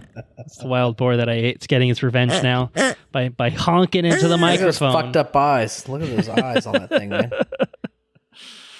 Jesus. Seen some shit. Sorry for that interruption. But we ate some poffertjes puffertjes. were so good. Shout out to Emily for making sure we got those, because then we got them at the airport, and then we found them at TJ's at Trader frozen Joe's. ones at Trader Joe's. So I haven't tried them try yet. those. Probably not as good. But. Do they eat them? Do they eat them with? What do they eat them with over there? They're like little pancakes. You can get them with different things. Oh, you were saying this. Sorry, Just the traditional ways with butter and powdered sugar. Okay, you can get gotcha. it. You can get it dressed up, I guess, probably however you want to do it. But that's the classic. But they way, don't. Do they do maple? Do they do maple syrup or anything like that over there? I don't remember if they had syrup. They might have had syrup as an option, but they definitely did at the airport. Yeah, but I don't know. Powdered sugar and butter. Yeah. Got it. It's really, really good. Okay. Yeah, and that was cool. Because they're like little bite-sized things. Yeah. So that was cool. And then we had taken a bus out there. So we took a bus back in. And then we went to McKellar. And we did a couple beer stops before dinner. So we went to Dezat, which was a place that Colton had been to. Right. Before. So I mentioned that I had been to Amsterdam before. When I went with Enrique, 2014 after we basically graduated from undergrad, and we went to this kind of bar in Amsterdam. Had great drinks there. Had an amazing dinner there. And I went through my photos. I had taken a picture on my phone, and I like looked at the geodata from the thing and kind of figured out where was this place? It had like a bar cat and shit. Cat's not there anymore. It's a little bit more modernized, a little more updated, but still the same place, still the same spot. So we went back there and had a beer there, which was really fun to be able to revisit cool. it. Didn't eat any food there. Maybe next time if I happen to go back. I don't know when I'll be back, but maybe next time. But it was really good. But then we went to Mikkeller, which is, I think are they technically Belgian based? It's like a brewery. Which one? Mikkeller? No, Copenhagen. Copenhagen. Denmark. They're Danish. They're Danish. That's right. They have locations in America. They have a location in San Diego. I think they have a spot. Do they have I don't know if they have a spot in Belgium. I might just be making that up, but yeah. Remember. We looked up. They're kind of all over the place in Europe, but not so much in America. But when we went to Boston Calling last year, when we got COVID for the first time, they had a pop-up location, like pop-up place that was selling Mikkeller's giving beers. us COVID. It's the only thing in common. So we really liked what they had at Boston Calling. It was like these awesome craft beers, like sours and stuff like that. One at Beer Universe in Schenectady. Yeah, it was really good. And so we saw that they had like a location here, and it was like them co-located with another like local Dutch brewery, but they had like 40 beers on tap. So we went. So many. We each got a totally different one. I got like a wild ale that was awesome. I got a sour. I got a Berliner Weiss that was fantastic. Yeah, it was really good. So we had a couple beers before we moseyed on over to dinner. Dinner, yeah, which was kind of a chaotic process. It was, but it was good. Yeah, we went to an udon noodle place, which was really good. And it was like kind of it was like a good day for noodles. And then we. Colton and I went to the Anne Frank house. Mm-hmm. So it's the house where the secret annex was built and where she and her family and 4 others lived in hiding for like 2.5 years. And it's been converted into a museum. Mm-hmm. Wow. Which was, it's worth doing. Mm-hmm. It's definitely worthwhile. It's pretty somber and sad and disturbing, but definitely like worth doing. It's interesting because you literally are able to walk through the annex, which is you climb through the kind of doorway left somewhat untouched in the sense that like what's on the walls is still on the walls. There's no furniture. Her father insisted that the furniture not be put back in. But yeah, like newspaper clippings, magazine clippings that they put on their walls. They're all still there. Man, just stepping back in time. Yeah, their heights measured on the wall. Yeah, like markings on the wall. So it was really powerful. It was, good. I think we had some critiques of kind of the last room. Yeah. As you're walking out. Well, what I'll say is there's kind of like there's like an audio guide tour that you just do as part of it going throughout, and then when you go through the annex, it kind of turns off. So it's kind of you kind of can hear every bit of movement, that breaks the silence. And we had a fucking kid like stomping through it, like making so much noise, and I'm like, It's kind of, I don't know. It was a little iffy. Yes. But yes, it kind of. I'm all for bringing your kids on educational trips, but like your 3-year-old is not understanding the seriousness of like this location in the moment. Like, don't bring. Well, Ron never got the memo either. He's banning her book and shit up down here in Florida. So. Sure is. Did he really? Good God. I don't know what book it is. To be fair, I don't want to paint a. But yeah, it's one. There's just Google Ron and her, and I don't doubt it. But anyway, it kind of gets a little commercialized at the end, which is a little gross. Gross. Ooh, that's not nice. Yeah, it's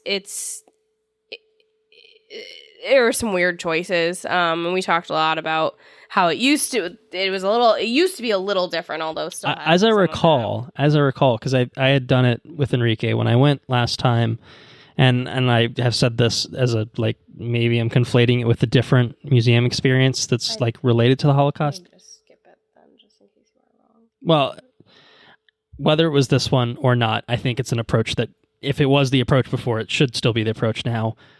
And if it wasn't the approach, then it should be the approach they take now. I recall, like, when you go through at the end of the museum, you're handed like a little pamphlet or something, and it's basically giving you information on someone that was like a victim in the Holocaust, and it just kind of you're just giving you like information about it, and just so you have like a little bit of context beyond Anne Frank of obviously the people that lived and suffered, at the hands of the Nazis and during the Holocaust, and it just kind of challenge your perspective and just kind of highlights the gravity of the situation. Obviously, beyond what you just experienced of going through the museum, and I thought it was like kind of a powerful device to just kind of put things into perspective. And in place, and everyone got like a different random one. It's not like just here's the one, here's the same two people. It's like no, it's just. Yeah. You could go a million times and you'd get a different name. In place of that now is Anne Frank's video diary, where they created a YouTube series where they imagined Anne Frank as a vlogger. Ooh. It's gross. It's just weird. It's kind of I don't like it. And the Japanese manga adaptation of Anne Frank with cleavage. It's bizarre. It's really gross. They really need to rethink that room. It's really problematic in so many ways. Overall, I think it's still an experience. It's worthwhile, doing, but it is it ends on a sour note. They need to make some adjustments. But yeah, so after that, we walked back because it wasn't too bad out. It was kind of nice to walk through Amsterdam at night back to our one last hurrah. Back to our Airbnb where we then we did get one last late night food that was really good. And then we just kind of hung out with Emily while we ate that, and then we packed. And then the next morning we left bright and early. Left stupid early. We scheduled an Uber for like 5:50, something like that. Had an early morning flight. We were to the airport before the sun rose. Oof. Yeah, it was an early flight, and then it got delayed actually, which was fine. It did, yeah. Well, it got delayed the night before, so we were able to get like an extra 30 minutes of sleep or whatever. I have poffertges at the airport. It can't be more miserable than the flight from your wedding. I'm sure. No, we felt okay for it. It was just fine. early. Yeah, it was just early, but we ended up being awake for 24 hours basically. Ooh. By the time we got home, it was really rough because with the time change.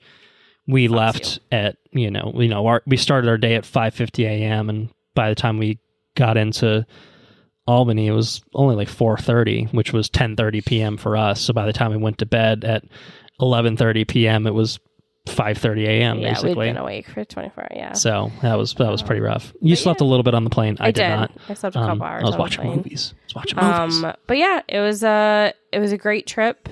Very fun. Very fun. Oh, we did. I will give one shout out. Once again, the Detroit airport. We got drinks and the biggest pretzel. Yeah, we got a massive pretzel. It came in a pizza box. Size of, holy shit, 3 people's heads. Yeah, and I had a fantastic margarita at this really good bar in the Detroit airport. So if you are flying somewhere and you have a long layover into the Detroit airport, Terminal B, don't shy away. That's a good airport. I thought it was a very...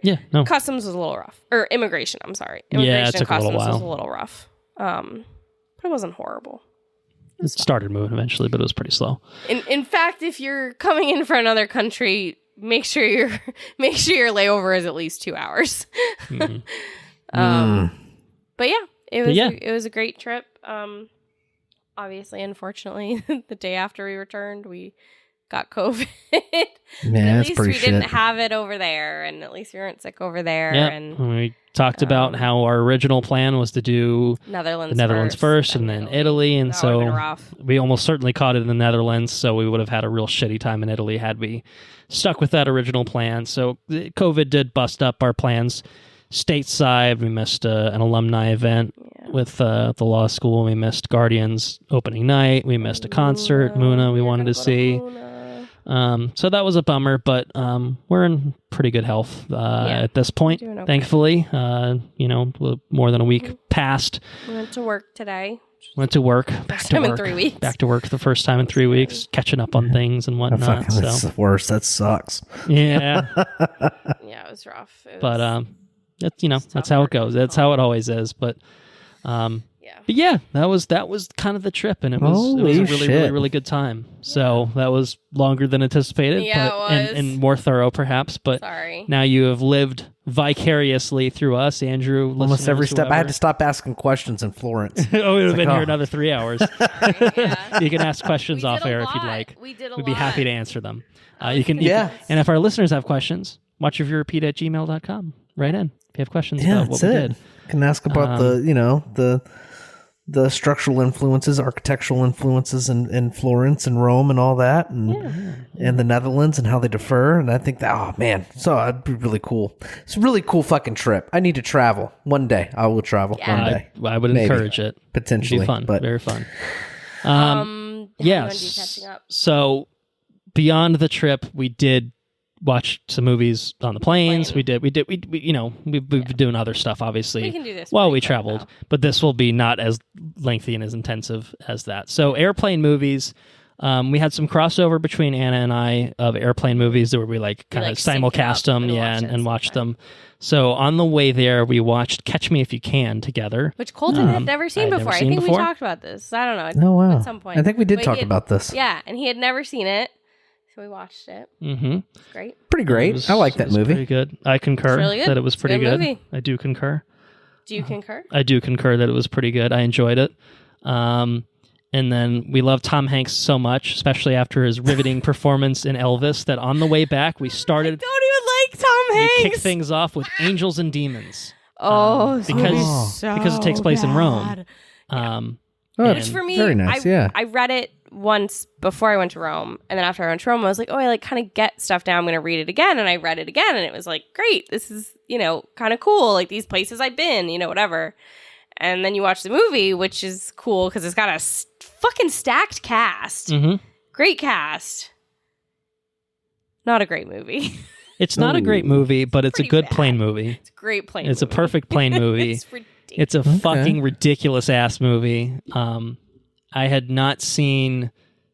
I don't think I'd seen the Da Vinci Code, but I don't think it really matters. There's some vague allusions to him, like the church not really liking him that much because of the Da Vinci Code events or whatever. But it's dumb because in the books, the Da Vinci Code comes later. Right. They switch the order of how things play out. But yeah, Angels and Demons. It was an absolutely unhinged movie. And not fully unhinged until the last act. The third act is some of the most unhinged shit. Insane. Ewan McGregor, who's a great performance. vying to be the Pope, jumping out of Spoiler! Stop. I mean, it's ridiculous. Spoiler! It's okay. Well, it's an old movie that He does Andrew's jump out not of an going to watch, airplane. but he's jumping out of an airplane. It's ridiculous. A Helicopter. I saw oh yeah, I was in the military and I fly helicopters. Now I'm flying this helicopter and jumping out of it in midair. Ridiculous shit, and I didn't know it was that kind of movie. I thought it was and it kind of starts the first 10 minutes. It starts off with violent. It's a very violent movie. Antimatter or whatever being Antimatter created, and that's a big MacGuffin throughout the whole thing of antimatter being in the wrong hands and blah blah blah. So it's you kind of get a sense from the get go of what the fuck is this movie, but you don't fully get the sense of it until the very end, where it just goes completely ridiculous. But it's basically, as you described it to me, it's National Treasure in Rome, but meets also Fast and Furious. Yes, kind of. In terms of just the ridiculousness of it. Yes, it's National Treasure meets Mission Impossible. Yeah. Okay. But more ridiculous. Yes. It's National Treasure meets Mission Impossible 2. There you go. That's okay. That's 100% it. Nice. Fucking Okay. John Woo directed shit, basically. Yeah. It's ridiculous. Motorcycle battle at the end. It's a lot of fun. Basically. It's a lot of fun. It's very entertaining, and it was fun to see the Rome, places that we'd been. There's a bit where they go inside the Pantheon, and they clearly could not film inside the Pantheon, so it's the worst fucking green screen I've ever seen in my life. St. Peter's Basilica, too. Yeah, that one wasn't as bad, though. It was still bad. It's because it was darker. Yeah, hey, whatever works. Disguise it however you can. Darker. But absolutely unhinged, ridiculous All right, moving movie. on. Enjoyed it. Very bad. That was it for the crossover. Yes, for the two of us. Well, we had one other crossover that was on the trip, but we started watching it in Rome, and then we finished it on the plane from Rome to Eindhoven, which is Monty Python's Life of Brian, which is a fucking classic, which Colton had also never seen. I'd seen clips of it. It's fantastic. But I'd never seen it all the way through. It's really good. It's classic Monty Python. Dickus. Yeah, there is a character named Biggest Dickus. It's really good. He has a wife, you know. Incontinentia buttocks. It's really good. You should watch it. It's really funny. It's got some fun little Latin shit in there. Great song. It was on Netflix in Italy. Maybe it is over here. I'm not sure. Doubt it. Maybe. But it's probably streaming somewhere. It's a great movie. It's streaming somewhere. Very much worth it. Highly recommend. Sounds like a good gummy movie. Yeah. Yeah, probably. Any sort of, something. Any sort of something might be good for it. Any sort of something. All right, Colton watched 2 other movies on the plane. I watched 2 other movies. I watched Clerks 3, which I enjoyed. I had a good time with. I like the View Askew stuff. I enjoyed Jay and Silent Bob reboot, which I watched like 2 years after it came out. I think Clerks 3 was last year, so I'm a little bit late to the party here as well. It's very heartfelt. It's basically sort of semi-autobiographical in the same way that the original Clerks was, but Kevin Smith had the heart attack, and he basically kind of wrote that into a movie where one of the clerks has a heart attack and decides, I'm going to make a movie, and so the movie he makes is basically the original Clerks, so it's kind of very meta and very fun. Oh, okay. And, we got Brian O'Halloran back, and guy that plays Randall. Forgot his name off the top of my head, unfortunately. No disrespect. He's very good. I really enjoy him. Jason Mewes is back, obviously. It's kind of a mishmash of modern Kevin Smith, who's kind of bad at filmmaking, but classic Kevin Smith, who I think is better at filmmaking. So it's not perfect, but I think overall it works pretty well. And it's the parts where it's really heartfelt. It made me cry. It made me cry on a plane. So wow, damn. I was sleeping, so I missed that. So yeah, no, it got me in the heartstrings a little bit. Potent, right? And then I watched Amsterdam because I was flying from Amsterdam. And that was the David O. Russell movie from last year. Christian Bale, Margot Robbie, and John David Washington. It got pretty mediocre reviews. I remember that. Deserved? And it's a kind of nothing sort of movie where it's like everyone's kind of playing themselves a little bit. Christian Bale, I think, is the only one like trying to do something a little bit with it. It was like stylish and like kind of entertaining, but kind of nothing at the same time. A plain movie is how I felt about it. I thought it was a plain movie. And I turned to Anna and I was like, do you think we'll ever watch this? Like, do you have any interest in watching this, like, not on the plane? Because if she wasn't going to watch it at the time, she's like, no, probably not. I was like, I'm never going to watch this if I don't watch this now. I might as well do it. What else am I doing on this fucking airplane? So I watched it. It passed the time. I don't think I'll ever watch it again. I wouldn't really recommend it. I don't think it was as bad as a lot of people are saying, but it was just kind of nothing. It was just kind of a nothing David movie. Russell's a piece of shit. And David O. Russell does suck. That's true. So, yeah. So it was all right. It was all right. But meanwhile, you watched something else. On one of the planes, I watched the first episode or 2 of Miracle Workers, which has been on for a few seasons, and it's the Steve Buscemi, Daniel Radcliffe comedy, and it's really good so far. So I'm gonna keep watching it. It's on HBO Max. And then I watched the Truman Show because I just thought it would be a good watch on a plane, good rewatch. It's been a million years. I don't even know if I ever actually watched it all the way through. I feel like I watched it on TV or something. I don't know. That was fun. And then I watched an episode of Fixer Upper. Fixer Upper. Yeah. I watched, I think, the first episode of the most recent season. It was like a lady who, her husband, who had like been a contractor, had died, and she was moving down to be in the same town as her kids. And it was really good. Oh my God, I think I remember that episode. It was the one where one of the guys who's working in the house was like, wait, I used to live here, which is like crazy. And it's the one where they like flip the side of the house that the like doorway is on, and they go to an antique store, and they're supposed to find like the thing that the other one will like the best. And Joanna picks out a dartboard for Chip, but then Chip finds these fake eyes. And he yeah. pop them out. There we go. Yeah. Yep. Fixer Upper's just incredible. It's so show. good. It's good shit. So yeah, that's what I watched on the plane. I think that's all I watched on the plane. Yeah. I think. Played a little bit of Mario Party. We did. We played a little Mario Party. Did some reading, etc. But yeah, I think that's probably it for that. You want to just wrap up the other stuff? I think I'm probably gonna wrap it up there since we've been going for a while. That's unless there's anything else that you want to specifically talk about. I'm just gonna bring up Lilo and Stitch because we watched that. That's true. That was before. That was before we actually went on our trip. I forgot to mention it on the Mario episode. Yeah, we just wanted like a fun movie. Oh, we watched it when we were a bit inebriated when we watched it. This is true. It was really fun though. It's a great movie. It's a really great movie. It really holds up. It's good shit. Mm-hmm. Nice. Very fun. And we got a live action adaptation coming out next year. I'll pass. So there's that. Not everything needs a live action. Everything needs one. So says Disney. It doesn't. Our overlords. It's true. Disney does say that shit. Yeah. Ron says Disney's not my overlord. Anyway, what have you been up to? After all that, Jesus fucking Christ, what have you been up to, Andrew, over these past few weeks while we've been gallivanting across the world? I started a new book. What book did you start? Shadow of Self. Is that second Mistborn 5 / Wax and Wane 2? Yeah, Wax and Wane 2. It's okay so far. It's okay. Okay. I think you hadn't finished the first Wax and Wane book last we recorded. I could be mistaken. So how was that? Or maybe you had. I can't remember. Is that a It's Sanderson? been a while. Yeah. Okay.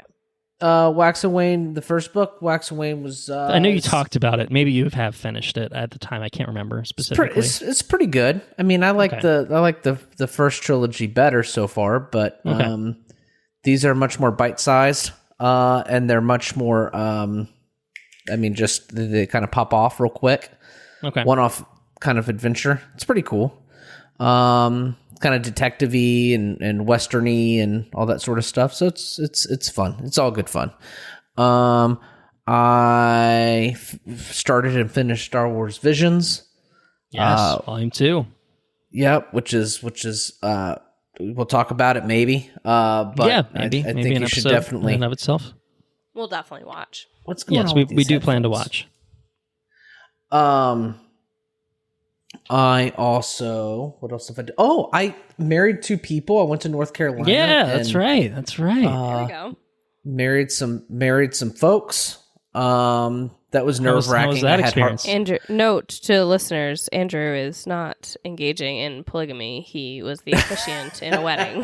Just to clarify, in case officiating anyone is confused. It's the proper verbiage, proper words. Yes, I officiated a wedding. Which was in a beautiful spot. It was on top of a giant mountain overlooking the Blue Ridge Mountains. It was nice, beautiful, beautiful, beautiful. Some people cried. I cried again because Sarah was a bridesmaid. Mm-hmm. So I'm standing there at the end of the aisle, and Sarah's walking towards me, and I started crying again because it felt like I was getting married again. It was very nice. And the groom says, "Stop it, Andrew! Stop it! You've already had your moment. Stop." So that was fun. I love that. That is extremely cute. What else did we do? Trying to give everything kind of in a nutshell.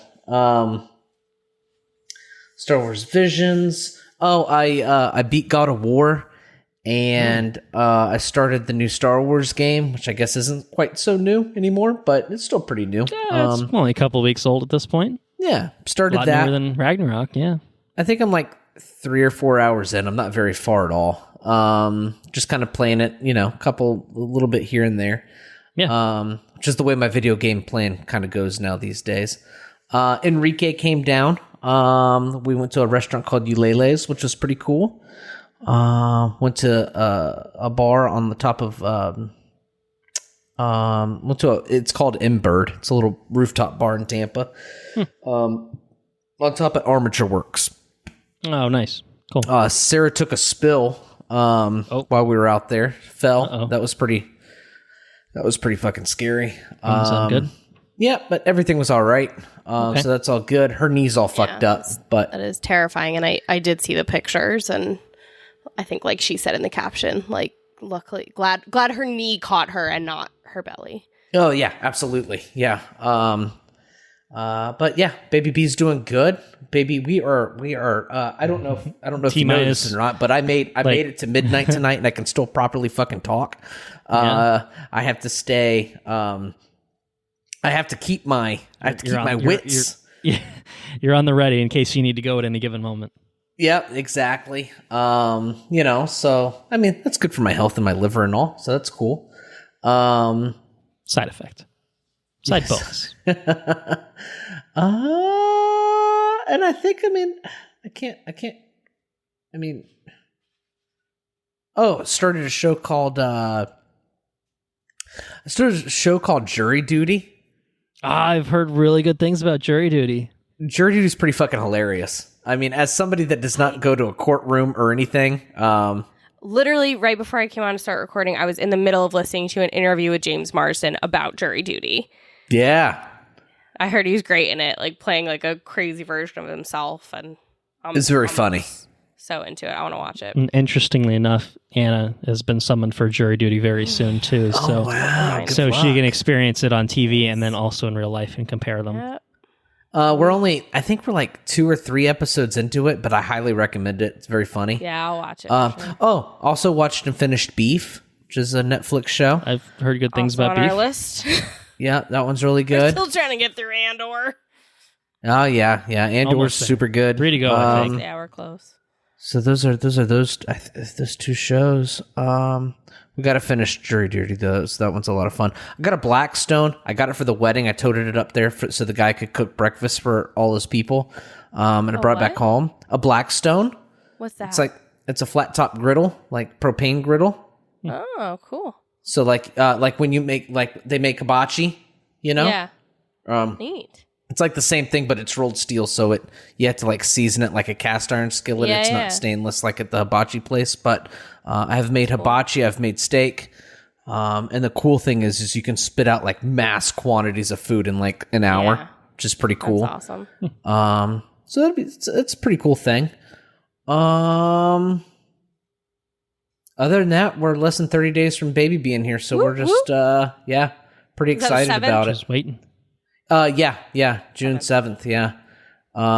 It's countdown is on. Yeah. How's baby doing? Baby in good position? Feels like it. Cool. She's always complaining about like baby's feet going up. Kicked. Yeah, that's where you want them. In the ribs. Yay, that's where you want them though. Yeah, for sure. She's still peeing all the time. And that's pretty much it. I feel like aside from now her knee, because like she was already having issues walking, right? Because she's about to pop. And then now her knee. So now she's already having a hard time walking, plus her knees like super hurting.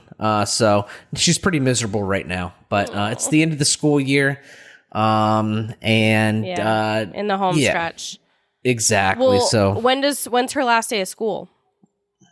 Shit. I don't know. It's coming up pretty soon. I assume it's before the 7th. Yes, yeah. It's a couple weeks before the 7th. So cool. Into this month, I think. Yeah. I mean, we're all ready. Oh, I got a new truck, by the way. I had to get a Bennett mobile. I don't know if we talked about this or not. I think you might have sent a picture or something, yeah. Yeah, I got a 4-door truck, which is pretty cool. Man, I'm not a big truck guy, but I need a truck, so I mean, there's not a whole lot you can do about that. It does get it gets really good gas mileage, though, so that's fun. That's good. Went to a baseball game. That was fun. Ray's kicking the Pirates' butt. Well, Guardians of the Galaxy. Kicking butt, but they won. Went and saw that with Enrique and Isleen. That was a lot of fun. And we're also going to see it with Enrique, but on Wednesday. Oh man, they're going to see it twice. Oh, went and saw Evil Dead with Steven and Haley and Sarah, so that was a lot of fun. Haley apparently does not like blood. I look over. Jesus I look Christ, that's not a she movie to picked the go wrong to. movie, right? Exactly. I look Watch a over. single trailer, and you'll know that's not for you. It was hilarious. I died Ghost laughing. white the whole time. I look over, right? It's this thing. It's not a spoiler. I think it's in the trailers, but I It's in the trailer. Where her face is, it's all over her face. The mom. No, or no, whatever. it was the cheese grater. The grater. Yeah, and I look over at Haley, and she's like this. She's got her hands over her She's in a ears, fetal position. and she's like fetal in the seat. Yes, knees are up to her chest, honey. and she's like looking to the side. It was. Oh no! I said, Steven, look at Haley. Oh, that's so mean. You guys didn't warn her before you went in? Like, there's gonna be blood? We got a large popcorn, and we asked for like a box, right? And so we split our popcorn up. I got the large popcorn. We split the bucket of popcorn, and Steven loaded their box up full of butter. Well, the butter was leaking through the box, and it got kind of like it got on Haley's so it looked like on she her shirt. peed. And so when we got out of the movie theater, Steven says, "Oh Christ, you peed yourself." She goes, "No, it's the butter, asshole." It's pretty funny. She had a bad time, is what you're saying. She was like, "We got a sitter for this." Oh yeah, she did say it was one of the better horror movies that she's seen in a while. So that's good. pretty cool. After Look all at my face. I'm like horrified. I don't like horror. Yeah, I'll be seeing by myself. yeah, Well, I you do love reading the Wikipedia summaries for horror movies. Yeah, that's pretty. You'll enjoy that read. It's pretty cool. Can't wait. Chat GPT. I did ask Chat GPT to. I said at first it wouldn't give it to me. I said like you're. I can't. Fuck. I wish I could remember. You found the Necronomicon and you're trying to do things and read it, and it says I can't do that. I'm a as this language model. I cannot permit the use of dark magic. Like, That's funny. This is I said this is purely role playing. Just go ahead and do it, and it did it, and it like did this whole Latin thing. I said, "Wow, you need to translate that. What are you trying to do?" And it I don't know. It was pretty fun. I like Chat GPT. I don't. It terrifies me. It's scary. Yeah, that's all I got really. I think. All right. Nice. I will add one addition because I probably won't be on again for a while. Okay. I did start playing Ori and the Blind Forest. Oh yeah, Which that's is cool. I'm stealing this from someone on the internet, but it is the up of video games because in the first intro scene, it fucking rips out your heart and stomps all over it. I literally sobbed. I literally was crying on the couch, like tears coming down my face. Yeah. But it's fun so far. Yeah. Frustrating at times. Frustrating at times. I have to have Colton do certain parts for me because I don't have the dexterity. I have the Mega Man skills burnt into my brain. It's good for the platforming stuff. About Mega Man. Fucking Mega Man. On that note, we know what Andrew's sign-off's going to be. Fuck Mega Man. It's yours going to be. Find out. What's mine going to be? Yeah. I don't know what it's going to be. Oh! Are you changing things up? I don't know. We'll find out. Oh, okay. You got something else? Anna's sign off is always fuck Hans Zimmer. I'm going to tell you, I saw the Dune 2 trailer. And we're going to talk about this. We can cut this, whatever. Dune 2 trailer in theaters. That woman, that fucking thing, literally, it made me feel like a cat. Like the hair on the back of my neck started standing up when that lady started singing the Dune 2 trailer. Oh, so good. Well, we'll talk about the Dune Part 2 trailer on some future episode. We've got a lot to get to, so it'll come up, and we can talk about it in full detail then. But I think I'm going to go ahead and wrap it up here. I think we've been here long enough talking about things. So I will say thank you all for listening. If you enjoyed what you heard, please spread the word. If you are on Patreon at patreon.com/watchreviewrepeat, you can get early access to all of our regular episodes, maybe some timed exclusive access to bonus episodes we work on in the future. Our website's watchreviewrepeat.com. You can get links to all of our socials there. If you don't want to do that, you can just go straight to our socials. We're on Twitter at WRRPod. We are on Instagram at WatchReviewRepeat, and we are on Facebook at facebook.com/WatchReviewRepeat. Questions, comments, suggestions. You want to again, anything about the Europe trip or anything we've talked about, you can send those our way to watchreviewrepeat@gmail.com. The intro and outro tracks, Mechanolith by Kevin MacLeod at incompetech.com, licensed under the Creative Commons by Attribution 3.0 license. Yeah, I think next episode, maybe Guardians, maybe Evil Dead, Star Wars Visions. Lots of options, and I have not seen any of them, so it just kind of depends on timing and such. I think Guardians is probably the next up of what I'll definitely see. But we'll see. We'll definitely be covering lots of things throughout May, and those will hopefully be among them. So thank you, Anna, for hopping on, talking about Europe, talking about other things. You're welcome. Being on.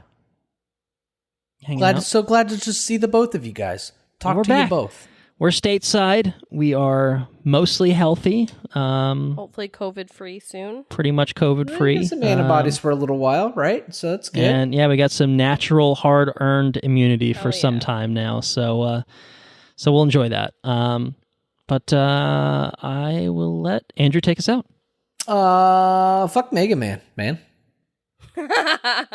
Take care now. Bye-bye then. Later's on the Menjay. Fuck you, Joe Rowling, you stupid turf.